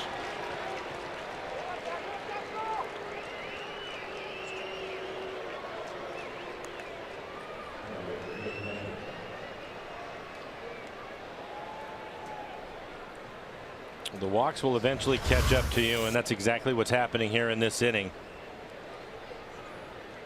3 walks in the inning. A couple of them have scored now. Third walk, Calhoun moves around to third. And the first base hit for the Angels with a runner in scoring position.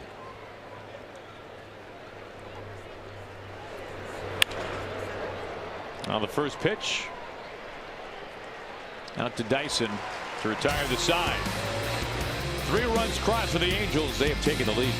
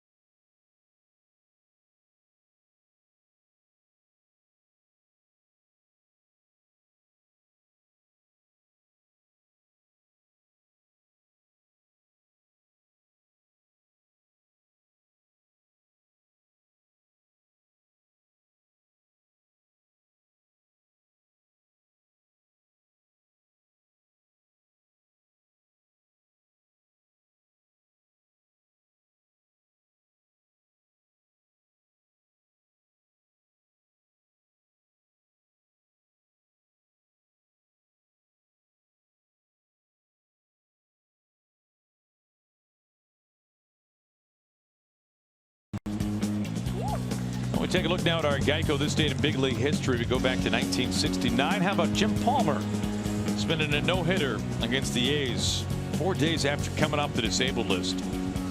The lone no-hitter in Palmer's career.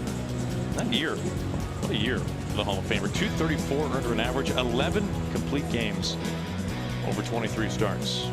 Probably a couple of 12-6 curveballs. Probably, I'd say so. Yep. We'll be seeing Jim starting tomorrow night when the Orioles are in town. High fastball. Strike one to Heredia.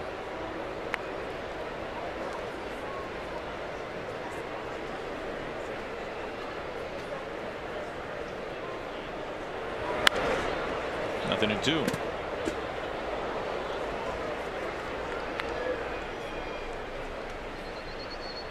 Bridwell in great shape with his pitch count. 61 pitches through 4 innings. Just had a long rest into the dugout. 3 walks in the last inning. Pitching change, so pretty good shape right now. I'll tell you, see if the Mariners put some pressure on and get a couple of base runners out there. Yeah, to tell you about Bridwell's day, Cano is 2 for 2. The rest of the squad is 0 for 11 against Bridwell. Only run Kevin on the sacrifice fly from Nelson Cruz.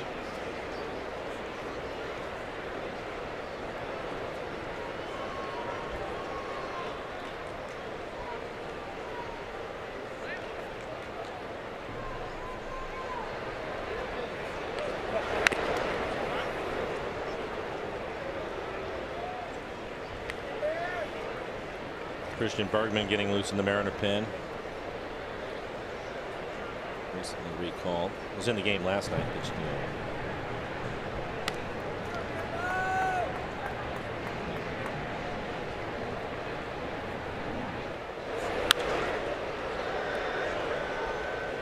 Mariners first saw Guillermo Heredia a couple of WBCs ago, playing with the Cuban team.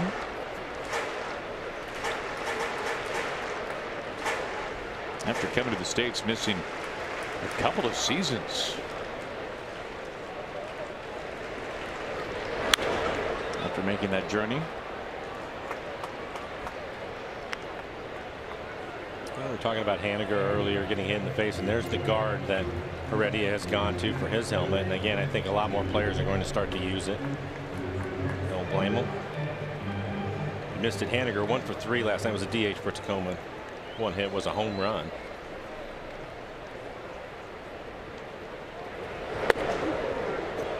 Inside a full count. 9th pitch will be coming up to Heredia.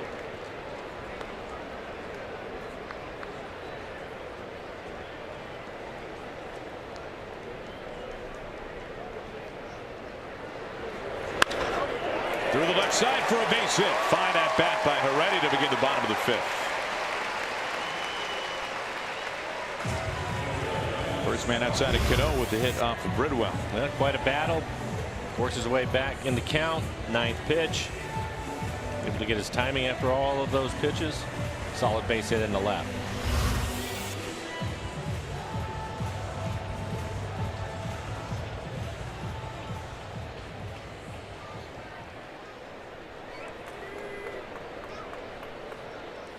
Leadoff man aboard for Martin.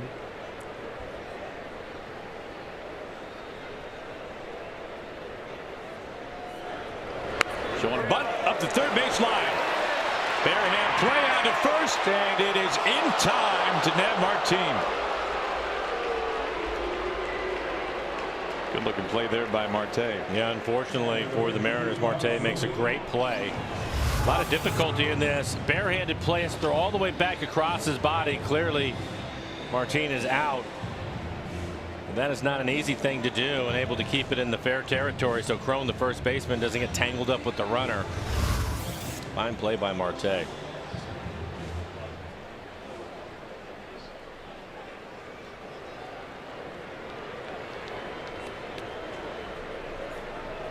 Heredia in scoring position for Ruiz, who saw just 1 pitch his last time up, grounded out to Marte at third.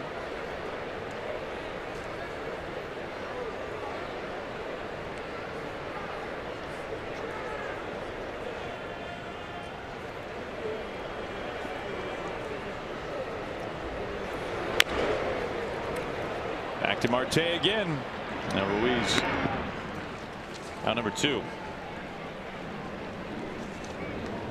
Forget the desk chair and pull up a seat at Safeco Field this Wednesday when the Mariners host the Orioles for a special 12:40 afternoon matinee. Get ready to enjoy midweek Mariners baseball underneath the summer sun by picking up your tickets and going to mariners.com.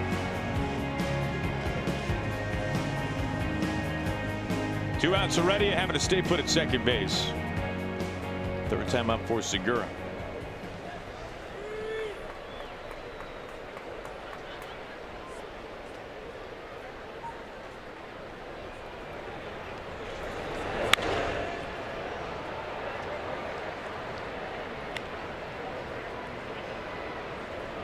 Speaking of the Orioles, entering today a game and a half outside of the second wild card. When we woke up this morning, the Twins, the Mariners, the Rays, we're still going with this, the Royals and the Orioles, no joke, separated by a game. American League this year. Slapped into right field, but Calhoun coming in just a couple of steps. Out number 3. Leadoff single is stranded. 5 innings complete. Mariners trail.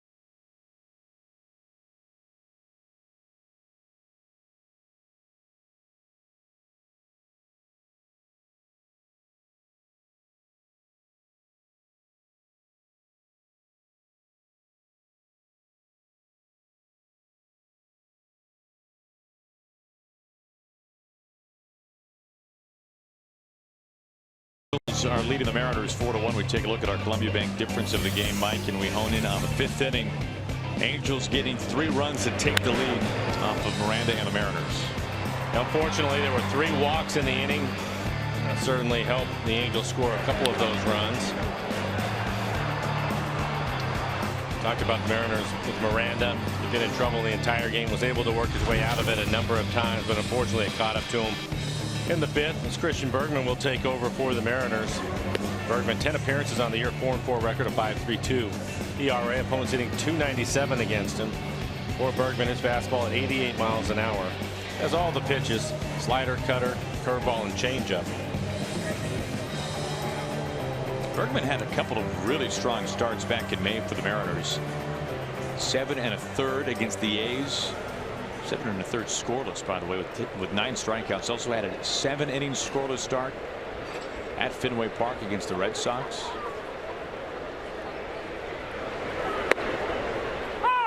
Strike 1 to Maven.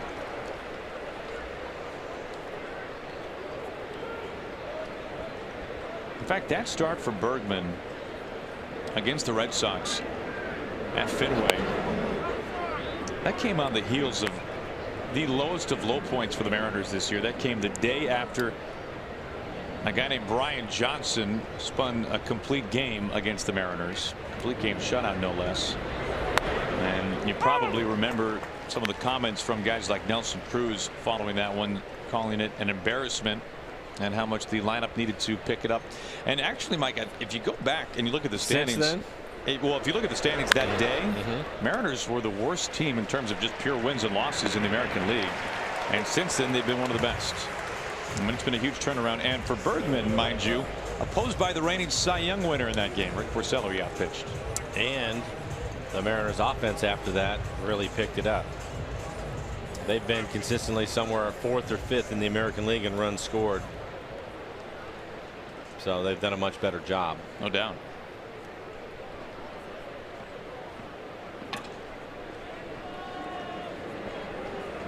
One out for Trout.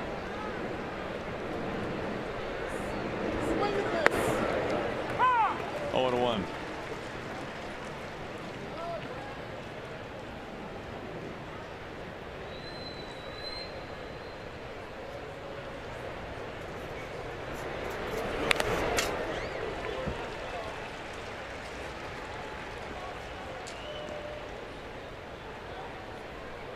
I was talking about this briefly earlier with Trout and how he nearly stole 50 bases his rookie year back in 2012.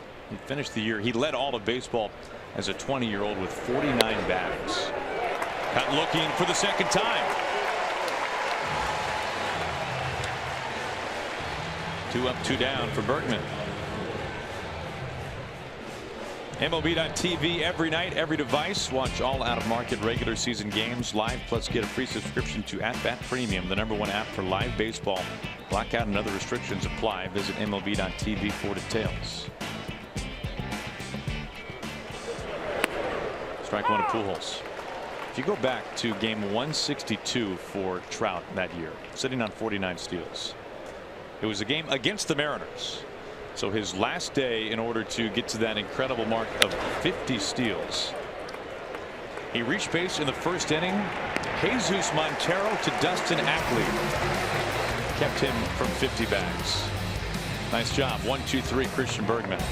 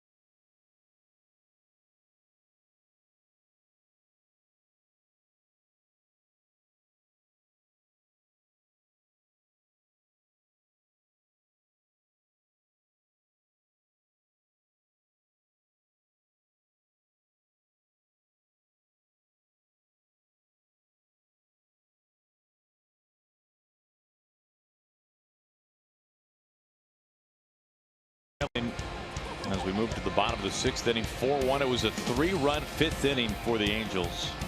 Well, they knocked Ariel Miranda out of the ball game, today's starter. Batters 2, 3, and 4 due up for the Mariners. It begins with Yonder Alonso.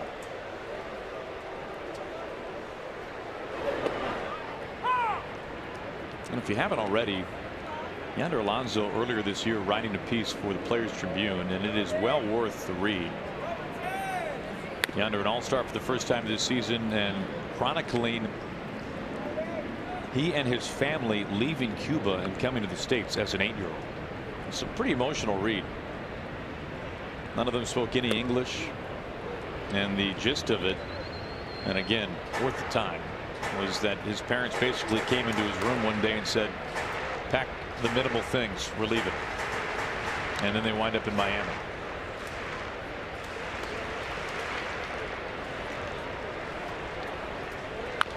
Heard him talking about it, and he mentioned the value of hard work and the things that you have to do to get by sometimes. But when he was in college, and I imagine he was a really good college player, but he would come back from a road trip, and then his dad had a janitor's service, and he would have to go to work. A lot of kids probably going to bed or maybe even studying, and he would have to go work. Some long days, but it's paid off. Here he is, having a great year. 22 home runs, a career high for him. Except for the All-Star game, he had in the neighborhood between 50 and 60 tickets for family and friends at the All-Star game this year, which was in Miami. Yeah, it worked out great for him. Perfect timing, perfect location. Into center field, base hit in front of Trout. Alonso aboard for the second time. Well, time to take a glance at the Mariners calendar, brought to you by Mattress Firm. The series finishing today. The Orioles in town for the final 3 home games of the month, if you can believe it. Day baseball on a Wednesday, 12:40, our first pitch time. Travel day on Thursday, and then the long road trip beginning, which will end in Baltimore. And we will next see you here at Safeco Field on Friday, the first day of September, if you can believe it.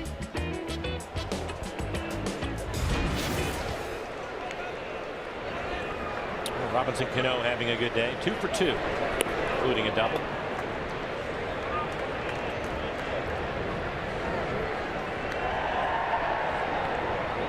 Not many opportunities for the Mariners to score. Just 4 hits on the day. 0 for 3 with runners in scoring position. And Robbie, half the hits off from Bridwell.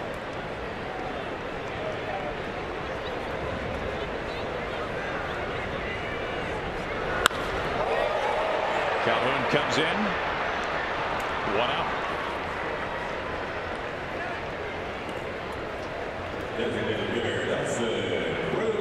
One out for Nelson Cruz, the former Oriole. As we take a look at our CenturyLink, what's next? The Orioles coming to town, as we just mentioned, starting tomorrow. Gallardo versus Gossman in game 1 tomorrow evening, 6:30. Our pregame coverage begins 7:10 the first pitch. TBA for the Mariners on Tuesday against former Mariner Wade Miley. And then Marco Gonzalez going in the finale, 12:40 the first pitch against Ubaldo Jimenez.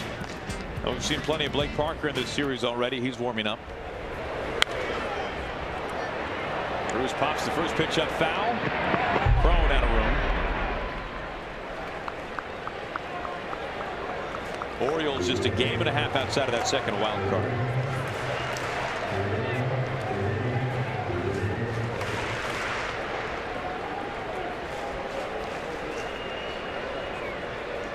There were a number of pundits who were crushing the Orioles for not being sellers at the deadline, whether that be Zach Britton, Manny Machado, and now they are right in the thick of things.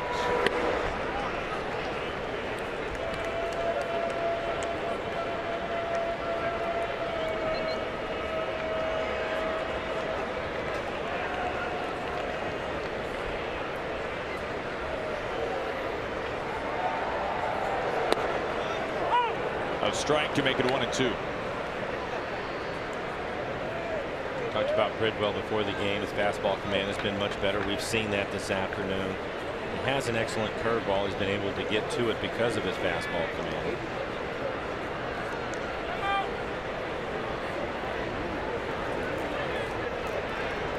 Started today at bonus. There's 137 on his curveball.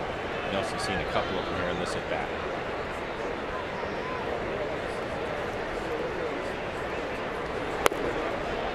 Evens the count up, 2 balls and 2 strikes.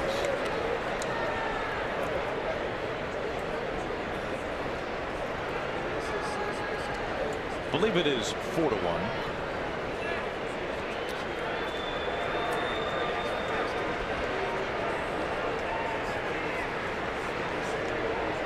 Just transposing the hits and runs there, it looks like. Elliott strikes out for the second time.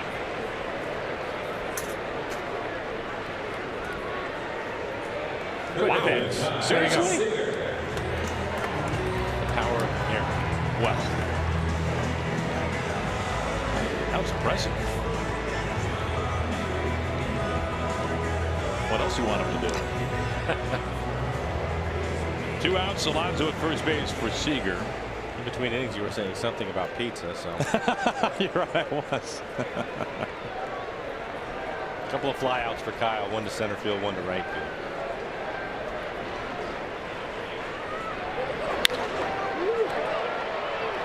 Trout drifting to his right, picking up a little bit of speed. He calls for it. Maven keeps just enough distance. That ends the 6th.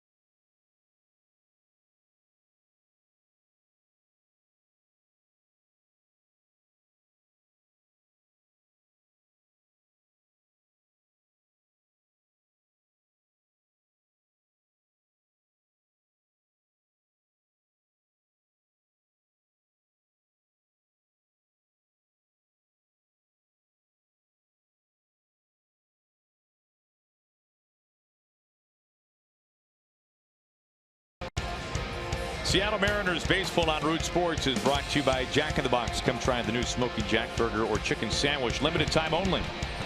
By BNSF Railway, sponsor of the BNSF Blast. By Money Tree, proud to make a donation to Mariners Care for every Mariners win. And by CenturyLink, connecting you to the power of the digital world. 4-1 Angels on top. On to the 7th. C.J. Cron leads it off. Fouls off the first pitch. Christian Bergman, a very quick 1-2-3 6th inning. Couple of ground ball outs and a strikeout looking.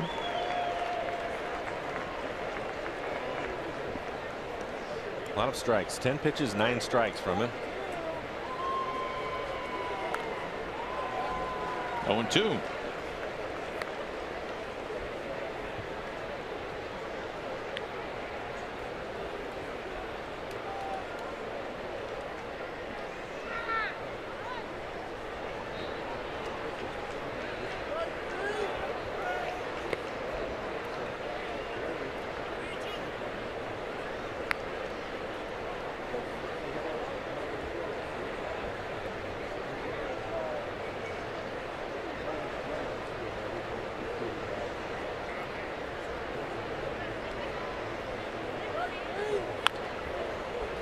Mike, I am proposing, and I have proposed this before informally. This seems like a good platform for the formal proposal for the creating, and from Mariners franchise lore, the yearly Wade LeBlanc Award for the most unsung, out of nowhere starting pitcher to help save the season.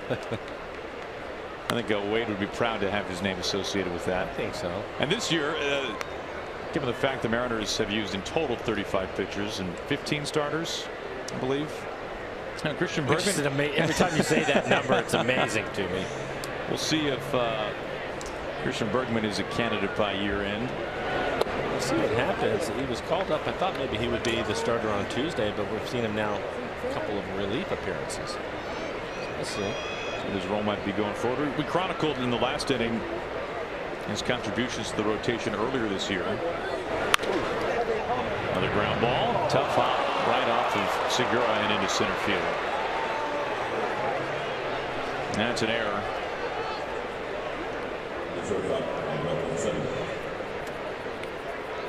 Cron aboard.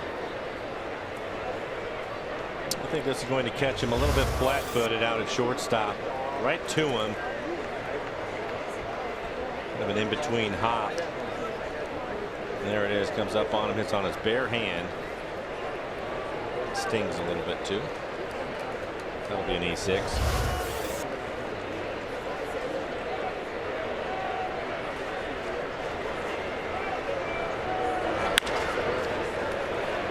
Cano charging. Does he have a tag? He got the tag down. The throw to first base in time. Double play.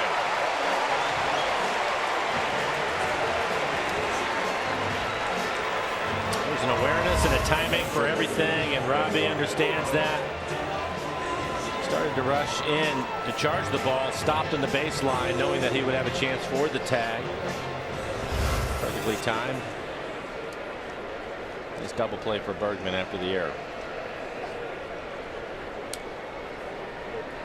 Quickly, 2 outs. Here is Marte, who's walked twice.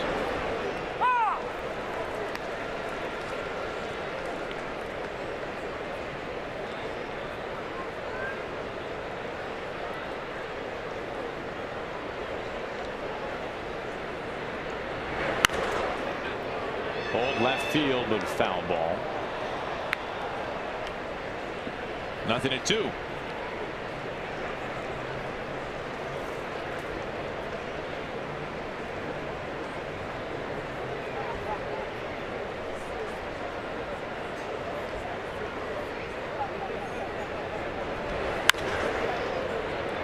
Martin moving back in front of the track, and he makes the catch.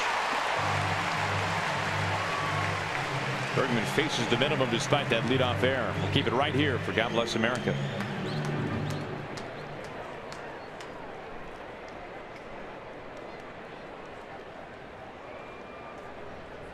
Before we sing "Take Me Out to the Ball Game" here on this Sunday, we ask you to please rise and direct your attention to the area behind home plate. Presenting God Bless America, please welcome the Singing Sisters from Sumner, Washington.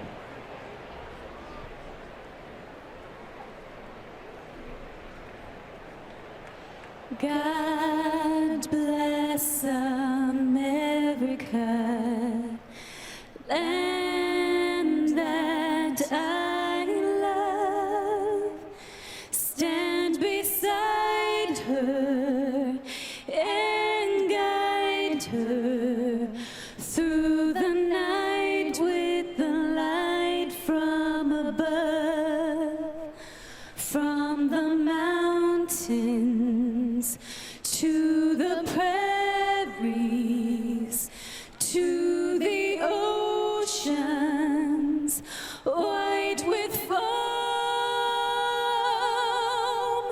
God bless America.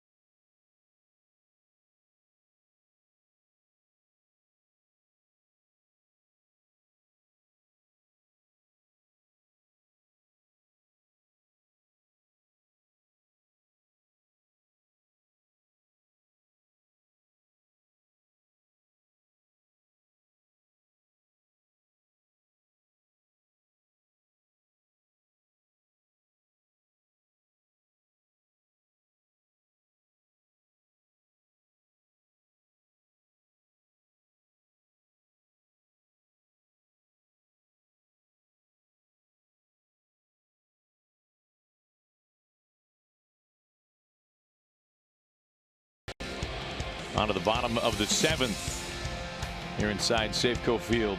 Angels leading 4-1. New pitcher up on the mound for the Angels, having a fantastic season, the best of his career, Blake Parker. For Blake, 56 appearances on the year, a 2.44 ERA. As Aaron mentioned, really pitched well. 66 strikeouts, over 14 walks. Opponents hitting just 180. Good fastball at 94 miles an hour. Curveball and a split to go with it. Facing Gerard Dyson to begin the home 7th.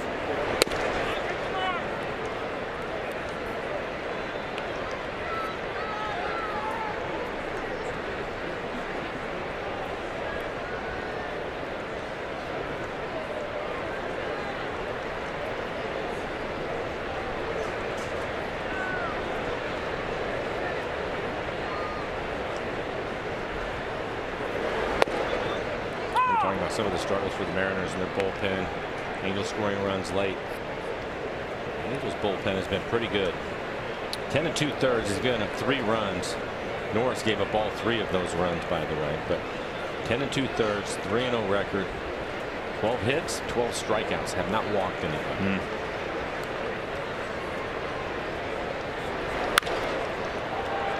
Shut foul 1-2.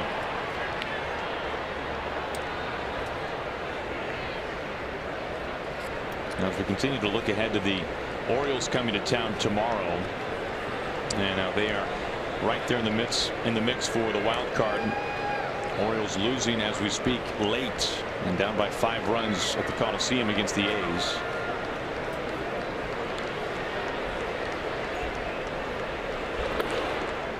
Meanwhile, Corey Kluber 9 strikeouts today against Tampa Bay. We know that the Mariners and the Rays neck and neck as well. In fact, both entering today tied a game out of the second wild card. As you take a look at Kevin Count, the new third baseman for the Angels. Really, there is not a series coming up for the Mariners where you don't say this is a very meaningful series. I mean, there's a little bit of a break with Atlanta, the Braves. Yeah. But the wins are still absolutely important for the Mariners, but it just isn't direct competition to the wild card. And the only reason is because they're in the other league. Right over Cowart at third base and into left field. First hit today for Gerard, who extends his hitting streak to 9 games.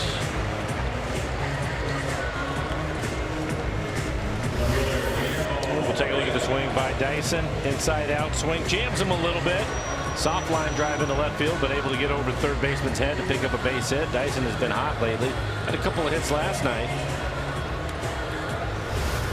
And things to keep in mind as you watch the rest of this. The Angels do not have a left-handed reliever in their bullpen. It's surprising. Pretty rare to see that, but it is the case for the Angels.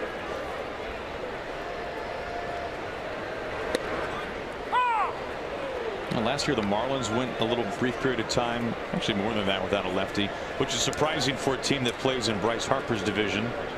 This year the Brewers went without a left-hander for a little while, but it is certainly an odd sight.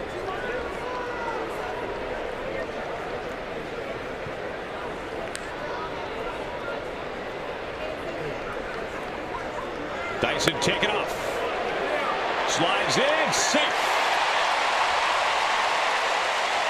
Number 28 for Dyson. Well, we talked about Maldonado and his ability to throw.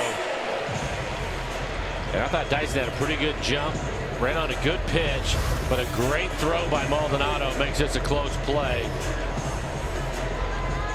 Looks as if Dyson is going to beat it. Just a terrific throw. Well, Mike Scioscia was holding for just a moment, but then says play on, no challenge. Dyson earned that stolen base. Now 28 on the year.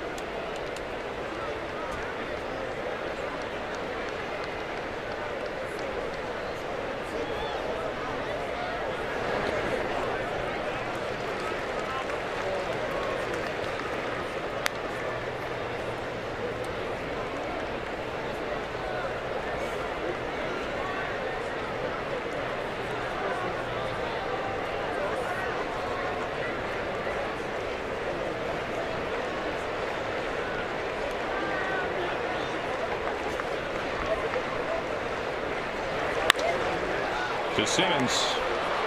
Dyson caught in between. No throw to first base. They get the lead man.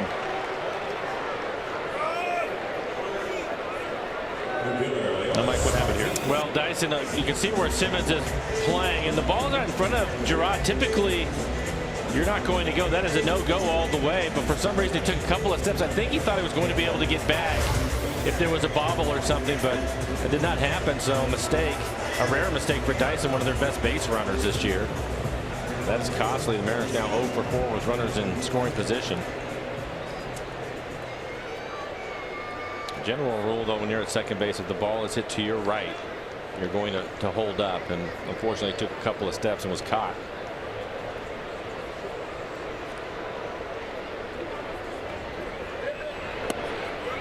Martin looks at ball one.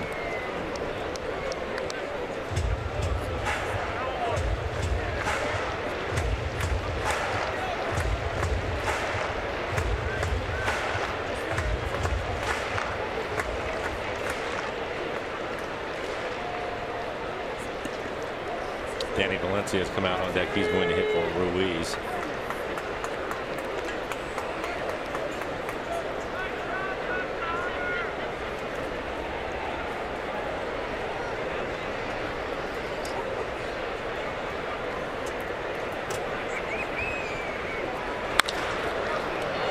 To second base, Pennington.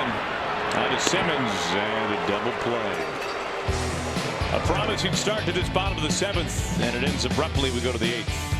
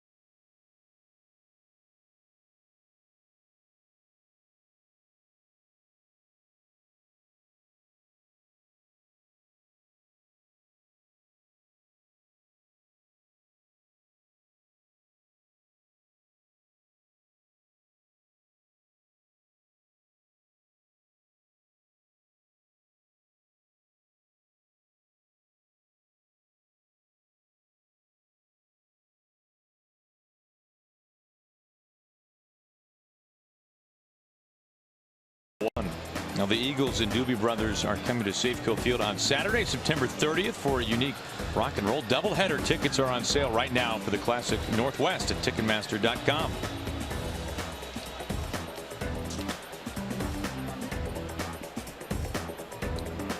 Bottom third due up here for the Angels in the 8th. It begins with Cole Calhoun, who has walked twice. Bergman back up on the hill has faced the minimum his first 2 innings of work.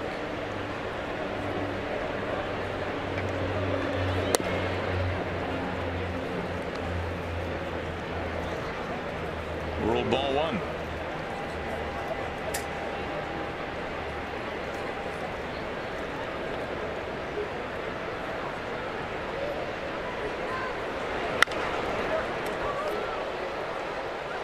Heredia made a racing catch back in front of the wall to take a hit away from Calhoun earlier. This time much easier, more routine. Out number 1. That brings in Maldonado, the catcher.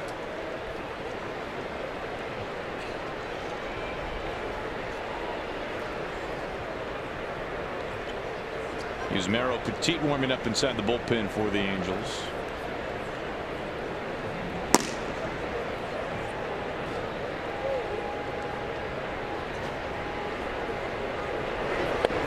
Strike one.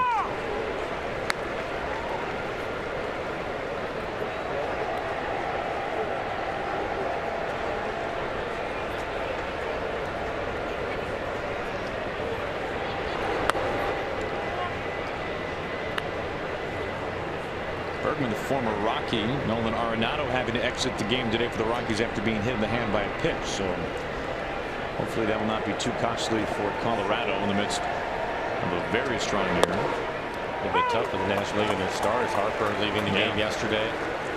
Hyperextended knee. They weren't sure at the time, but bone bruise. Sounds like he's going to be out for a little while. Arenado. Did you see that, by the way? Him slip on the I did not. I heard about it. I heard everybody, the look of it was going to be a lot worse. Exactly. I didn't see it until this morning. And when you read slipped on first base, you go, oh, that doesn't sound very comfortable. Then you see what happened and you go, well, he's out for the year. I mean, it looked horrible. But I heard Dusty Baker talking about it after the game. At the time, he didn't know what the extent of the damage was going to be. So I'm sure thrilled today to hear about a bone bruise. Yeah. Does not go in the check swing. It's full count. Well, for a while, that National League West was truly neck and neck, a three-team race: Angels, Diamondbacks, and Rockies. And let's just say the Dodgers. Let's say the Dodgers have taken command of that division. Arenado. Do you think that he gets the attention that he deserves? Not at all. When we hear about Harper, of course, and Stanton all the time, and some of the other stars in the National League, Bryant, of course, from the Cubs. Arenado's a terrific player.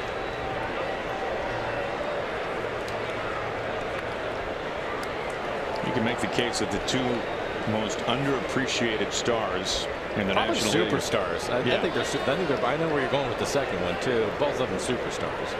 My half brother, Paul Goldschmidt.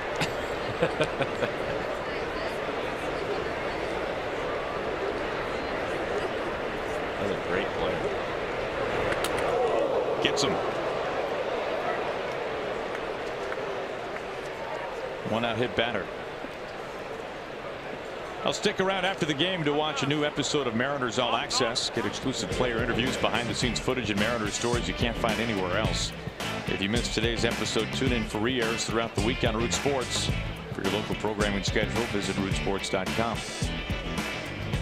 Well, Goldschmidt is a beast. Arenado, same story. As that got a piece of the home plate umpire as well. Chris Siegel. Go back a few years ago, Goldschmidt easily could have won the MVP. He went to McCutchen.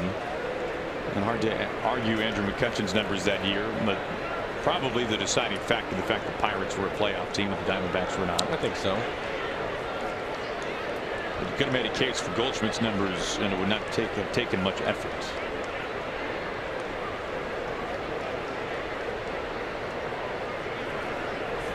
One out, one on. Here's Cliff Pennington.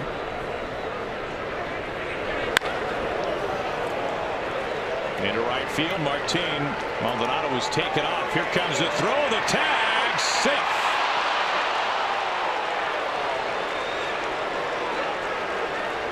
And it's not typically wise to test that arm of Leonis Martin. Maldonado gets in just in time. Runners on the corners. Looks like a hit and run, and he takes off, and we'll take a look at it. Able to get his hand in there before Kyle gets the tag down, so a good call. Mariners in a little bit of trouble again. Back to the top of the lineup. Cameron Maven stepping in.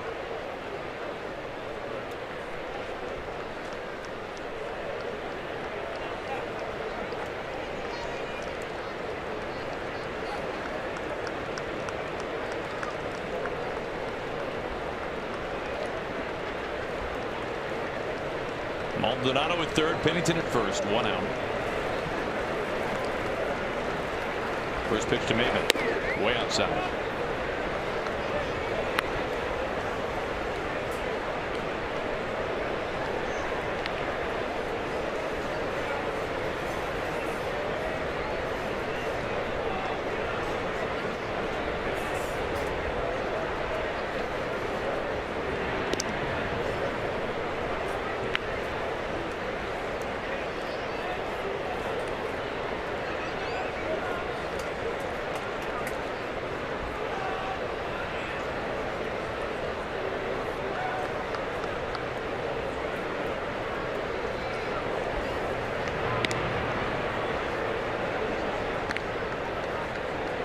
Double play gets Bergman to the Mariners into the bottom of this 8th inning.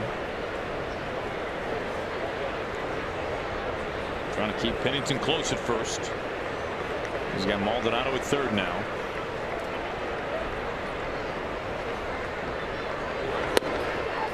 One and one.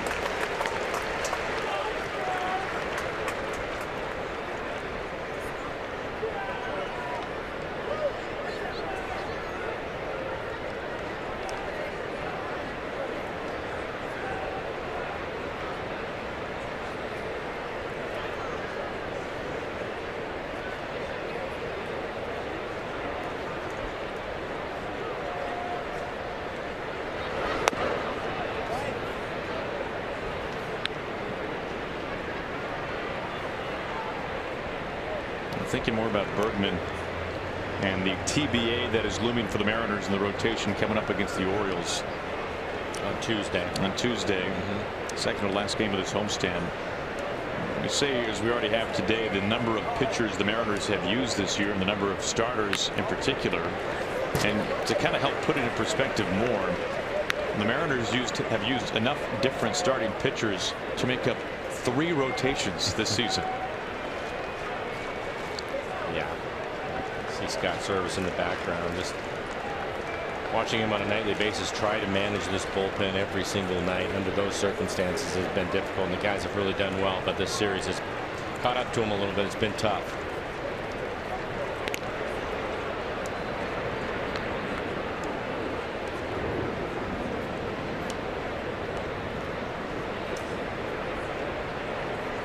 Now Scott has had a starter go over 6 innings 1 time in the last 16 games. Out number 2.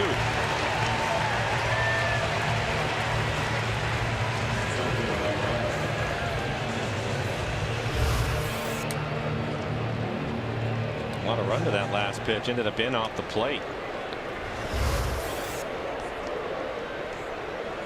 And that start over 6 innings, by the way, was 6 1/3. Facing Trout with 2 on and 2 out. A couple of walks and a run scored. Time call.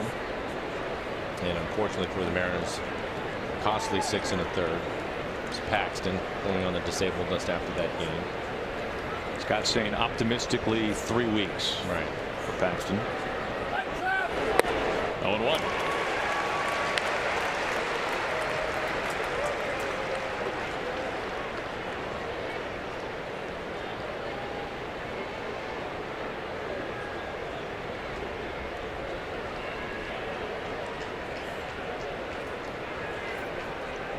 Trout from Millville, New Jersey, and for the longest time, Millville, a small radio station in Millville, New Jersey, has started carrying Angels games on the radio. So you look at the Angels radio network, a lot in California and 1 station in New Jersey. So they can keep up with their hometown hero, Mike Trout.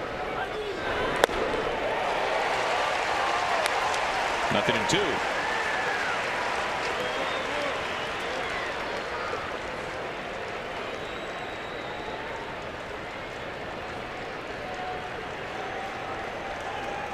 Bergman facing one of the best hitters of the game with runners on the corners. Trying to keep this one close. Got him chasing. Trout down on 3 pitches. Ruiz finishes off the strikeout. And the Angels strand a couple to go to the home half.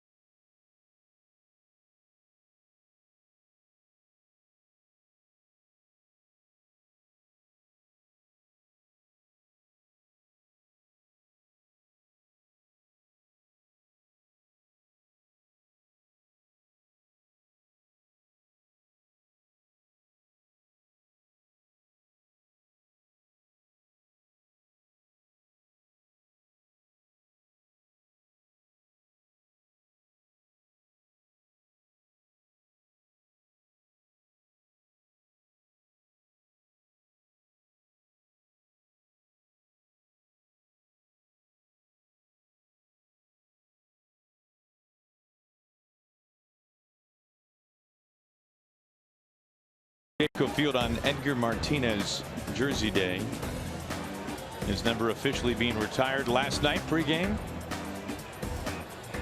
And almost everybody with number 11 on their backs here today inside Safeco Field. Well, we thought it was going to be Danny Valencia to hit, but it'll be Ben Gamel going to hit for Ruiz. Petit will take over. 41 appearances, a 2.39 ERA, 74 strikeouts, over 13 walks. Throwing a lot of strikes. Opponents hitting just 214 against him. Average fastball at 90 miles an hour. Cutter, curveball, and a changeup to go with it.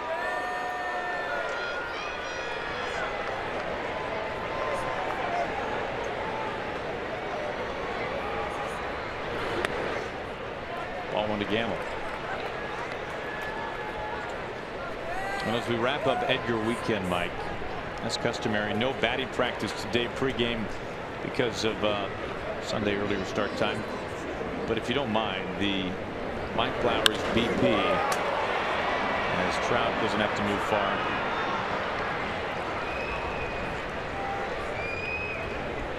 Well, this happened before the game. I know, Mike, the other day you talked to Edgar, and he sounded like he was looking more forward to this than anything else. Yeah, he was. Obviously, it's been a great weekend for him, but he has his family out there, all the kids. Daughter throwing out the first pitch. Just a great scene for him, and what a weekend. But yeah, I was down at the batting cage just talking to him a few days ago. I think it was on Friday, and he seemed more excited about that moment right there than anything else that was going on, which I think most dads probably feel that. So.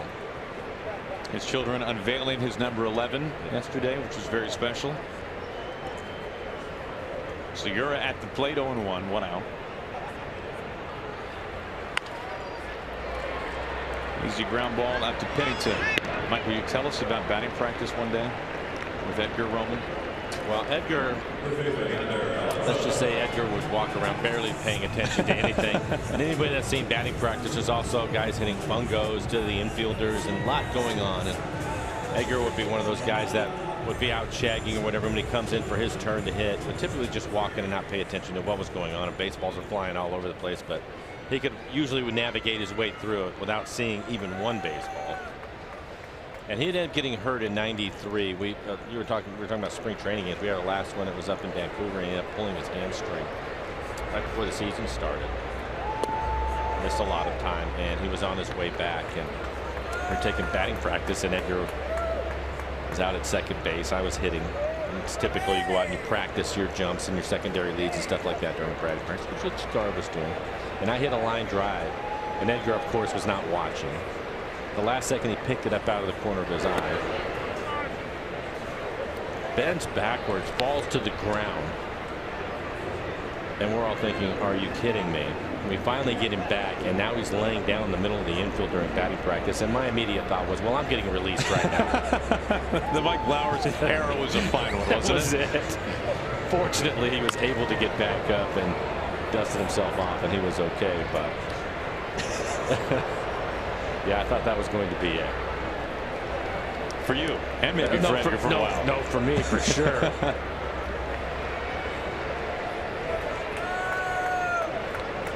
Two outs, nobody on. Ball and 2 strikes to Yonder Alonso.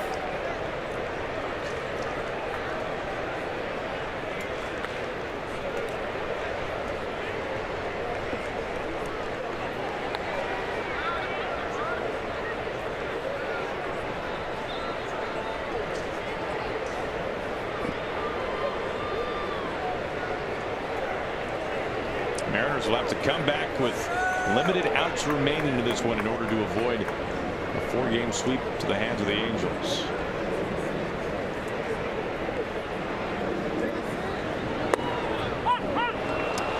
Side set down in order. Down by 3, we go to the 9th.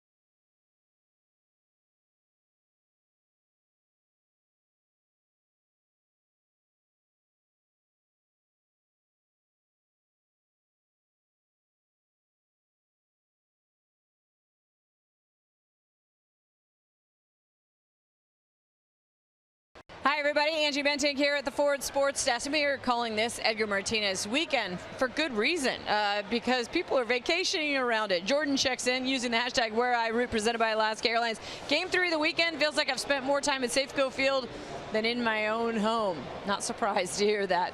Again, the hashtag to use, #WhereIRoot presented by Alaska Airlines. Guys, back to you.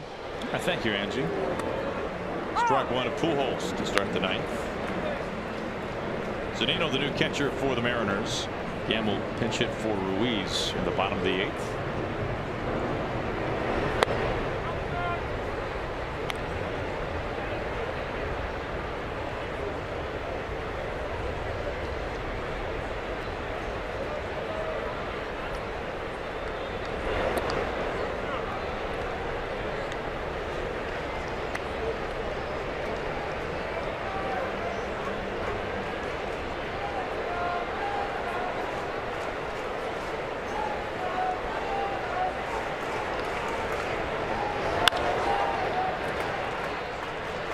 Easy fly ball about medium depth out to Leonis Martin. One down. Well, fans, as we continue our annual Ultimate Northwest Fan Contest this season, we'd like to extend an invitation to all Northwest sports fans to join us over Labor Day weekend right here at Safeco Field. Receive a view level ticket and your choice of an Ultimate Northwest t-shirt for just $17 or a box level seating t-shirt for $36 when you purchase through this special offer. For details, just check out mariners.com/ultimate. CJ Cron stings the first pitch straightaway center field. Dyson backing up to make the catch for number 2.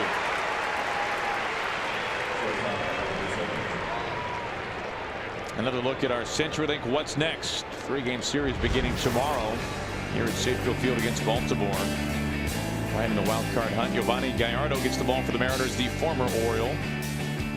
Taking on Kevin Gausman. We will find out soon enough who will start for the Mariners on Tuesday against former Mariner Wade Miley, who gave up Adrian Beltre's 3,000th career hit not long ago. Ball one to Simmons.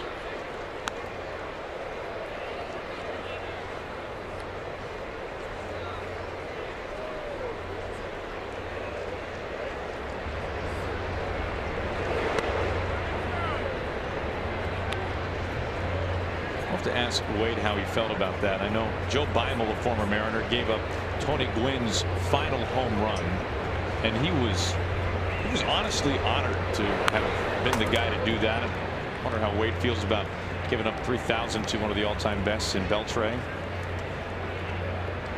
There were plenty of hits to come before that one. Let's put it that way. Exactly.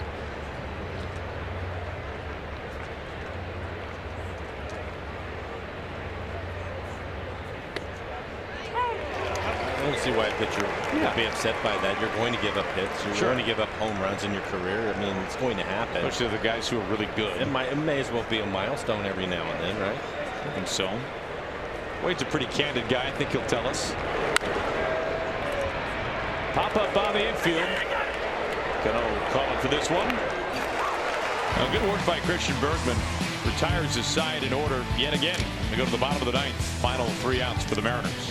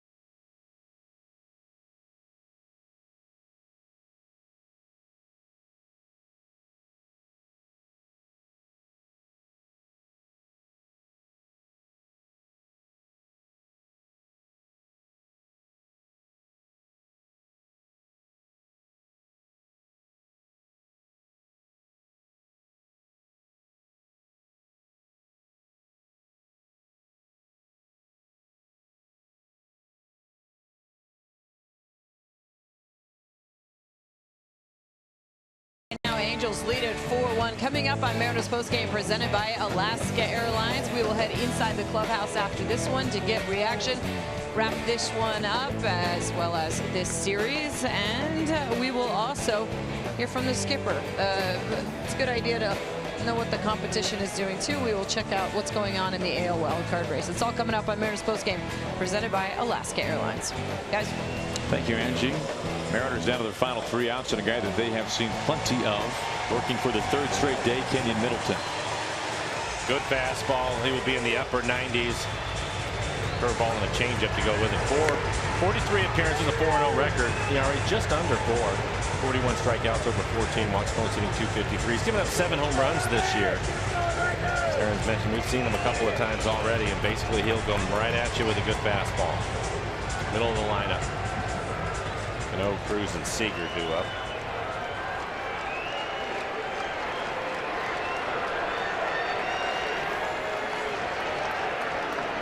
It does not seem to matter much to Mike Scioscia, who is working in the save situation. Middleton has a chance to be the 3rd different reliever to pick up a save in this series.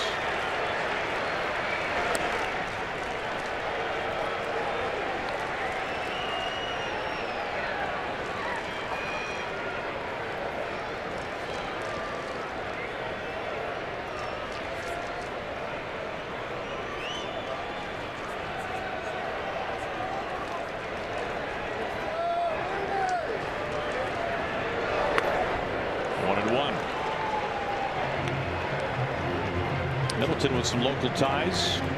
Born in Portland, went to community college in Eugene, Lane Community College.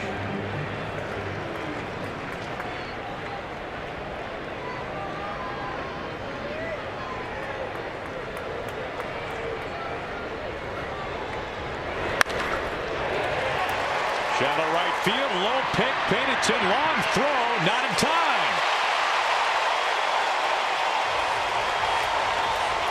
Cano's 3rd hit. And Robbie trying to give the Mariners a chance, hustling down the line. It was a great play by Pennington. I didn't think he was going to get to it, but Robbie hustling the entire way and just beats it.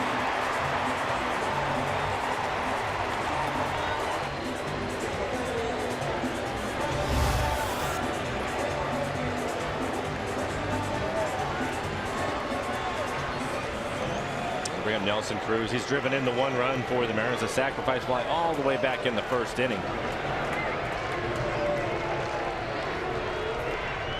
Going after the first pitch, scorched into left field. Maben chasing after it off the base of the wall. Cano being held at 3rd. A double by Nelson Cruz. Now a 6-game hitting streak for Nelly. The Mariners have something cooking against Middleton here in the 9th.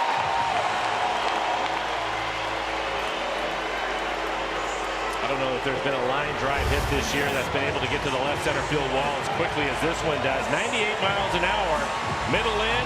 You can see it right at the knees, and he squares it up.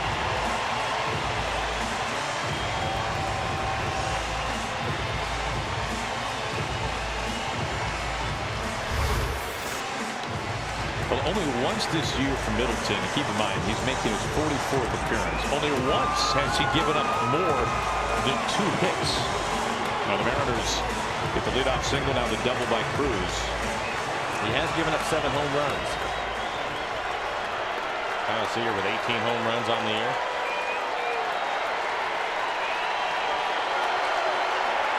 Seager the tying run out of the center.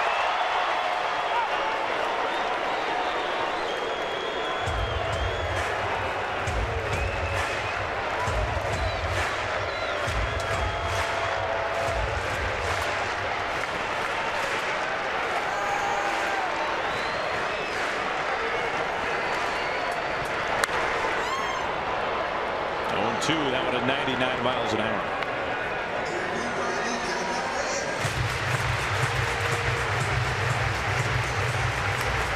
Eduardo Paredes warming up. We saw him earlier this series.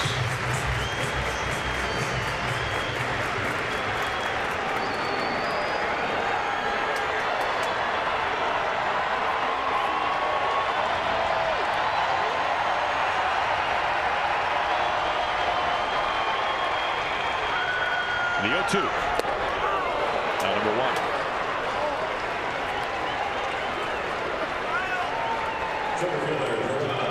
A slider, fastball, and it comes back with another pitch. That one, the changeup off the plate away at 92 miles an hour. His fastball in this AB was at 99.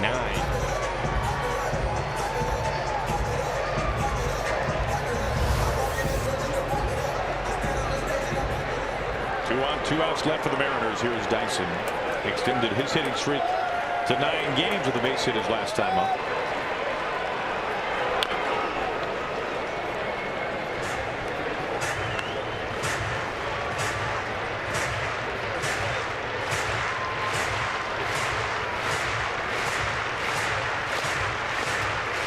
And now Edwin Diaz beginning to warm up for the Mariners.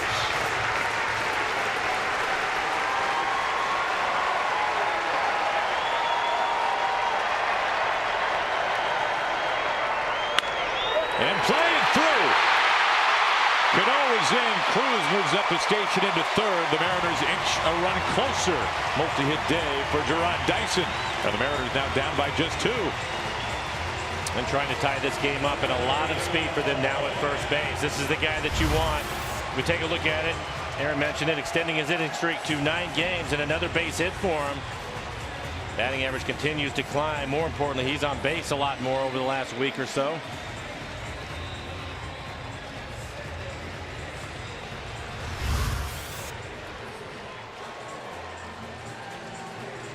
For Middleton, 9 pitches, 8 strikes. The Mariners putting a lot of pressure on him right now. Let's see if Dyson decides to steal. Had a stolen base earlier in the ball game. Maldonado can really throw. Catcher for the Angels. Heredia had a walk-off base hit earlier this year against the White Sox. He is the winning run at the plate.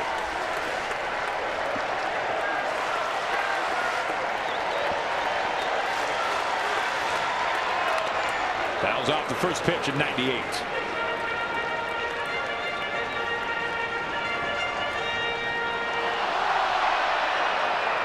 Heredia nearly got one out in his first at-bat today. Flew out deep to right field onto the warning track.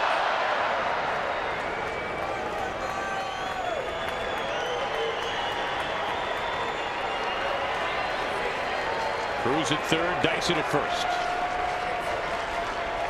And we'll look over that way.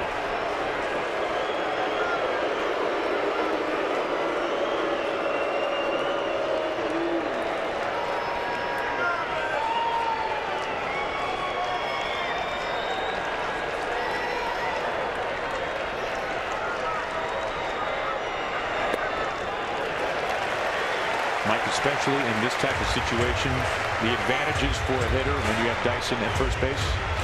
Well, there's a couple of things. Middleton, for one, wants to throw his fastball. He has a good one today. He's topped out at 99 miles an hour. So most of the time in that situation, you're thinking as a hitter, you'd like to get the fastball. You're going to get the fastball regardless.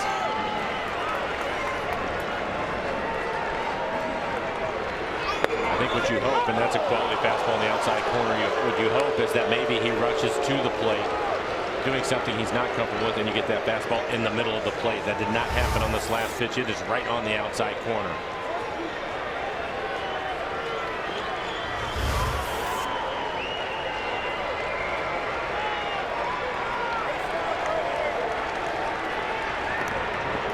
It's Dyson back.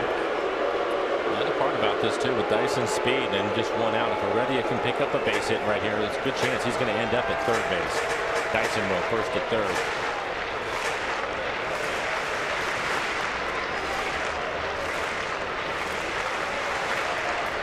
He has a little bigger lead this time.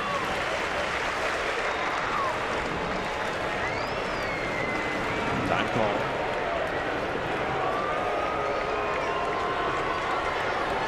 Middleton, 12 pitches, 10 strikes.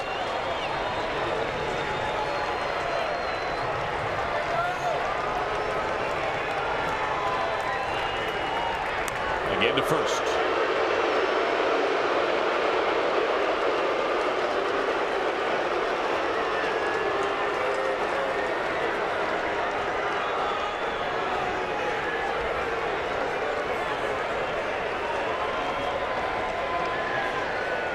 Mariners have a chance here in the bottom of the 9th inning.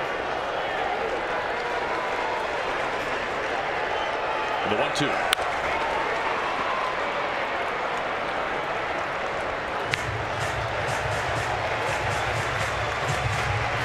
Martin waiting on deck. The other thing with Martin right now is he's aware of it too. 13 pitches, 11 strikes. So Middleton is around the strike zone. Sometimes you get in this situation, you go up against somebody that throws hard. If they're kind of all over the place, you want to make sure you're in strike zone. Those fractions of a second that you're waiting on can cost you an at bat. Right now, I think Martin will go up there and be aggressive with him because he is in the strike zone.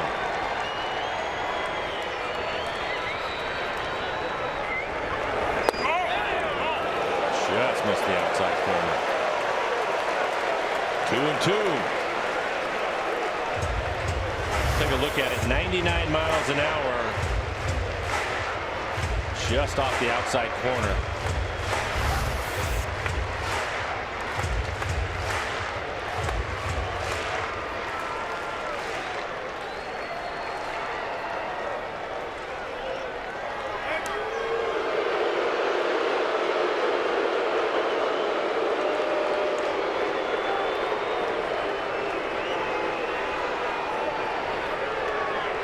Mariners could get just 1 run over the first 8 innings. They've cashed in for a run here in the 9th. Need 2 more to tie.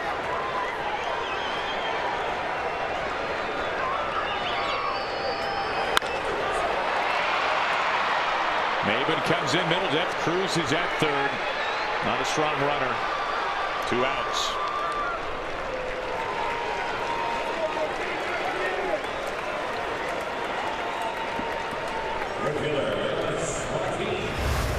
Then we'll take a look at it. Good fastball right on the inside corner, running in on his hands, and Heredia knows he just missed it. Pretty good pitch for him to drive because it was up in the zone. Pretty easier for him to get in the air. He missed it. Last hope, Leonis Martin.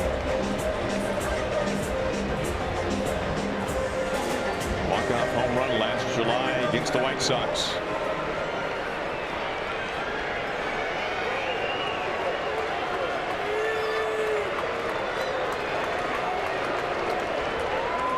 Runners on the corners, 2 outs, down by 2 runs. Inside.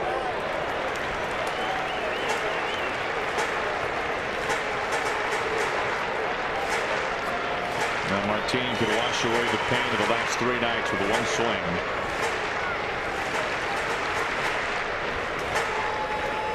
Not an easy task against Middleton, as we have seen.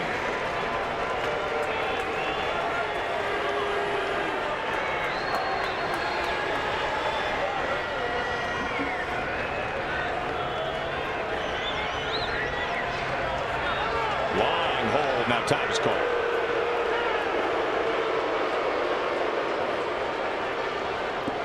A lot of that is coming from the dugout when he's throwing over.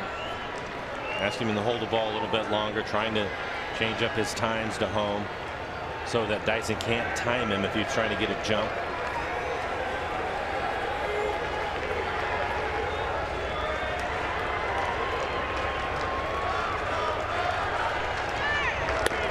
Outside.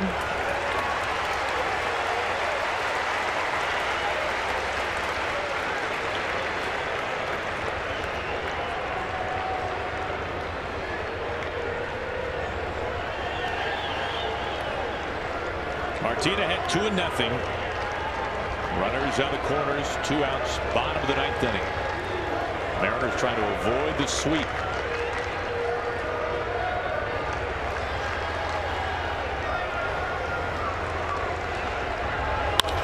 Clocked out to right field. Calhoun in front of the track.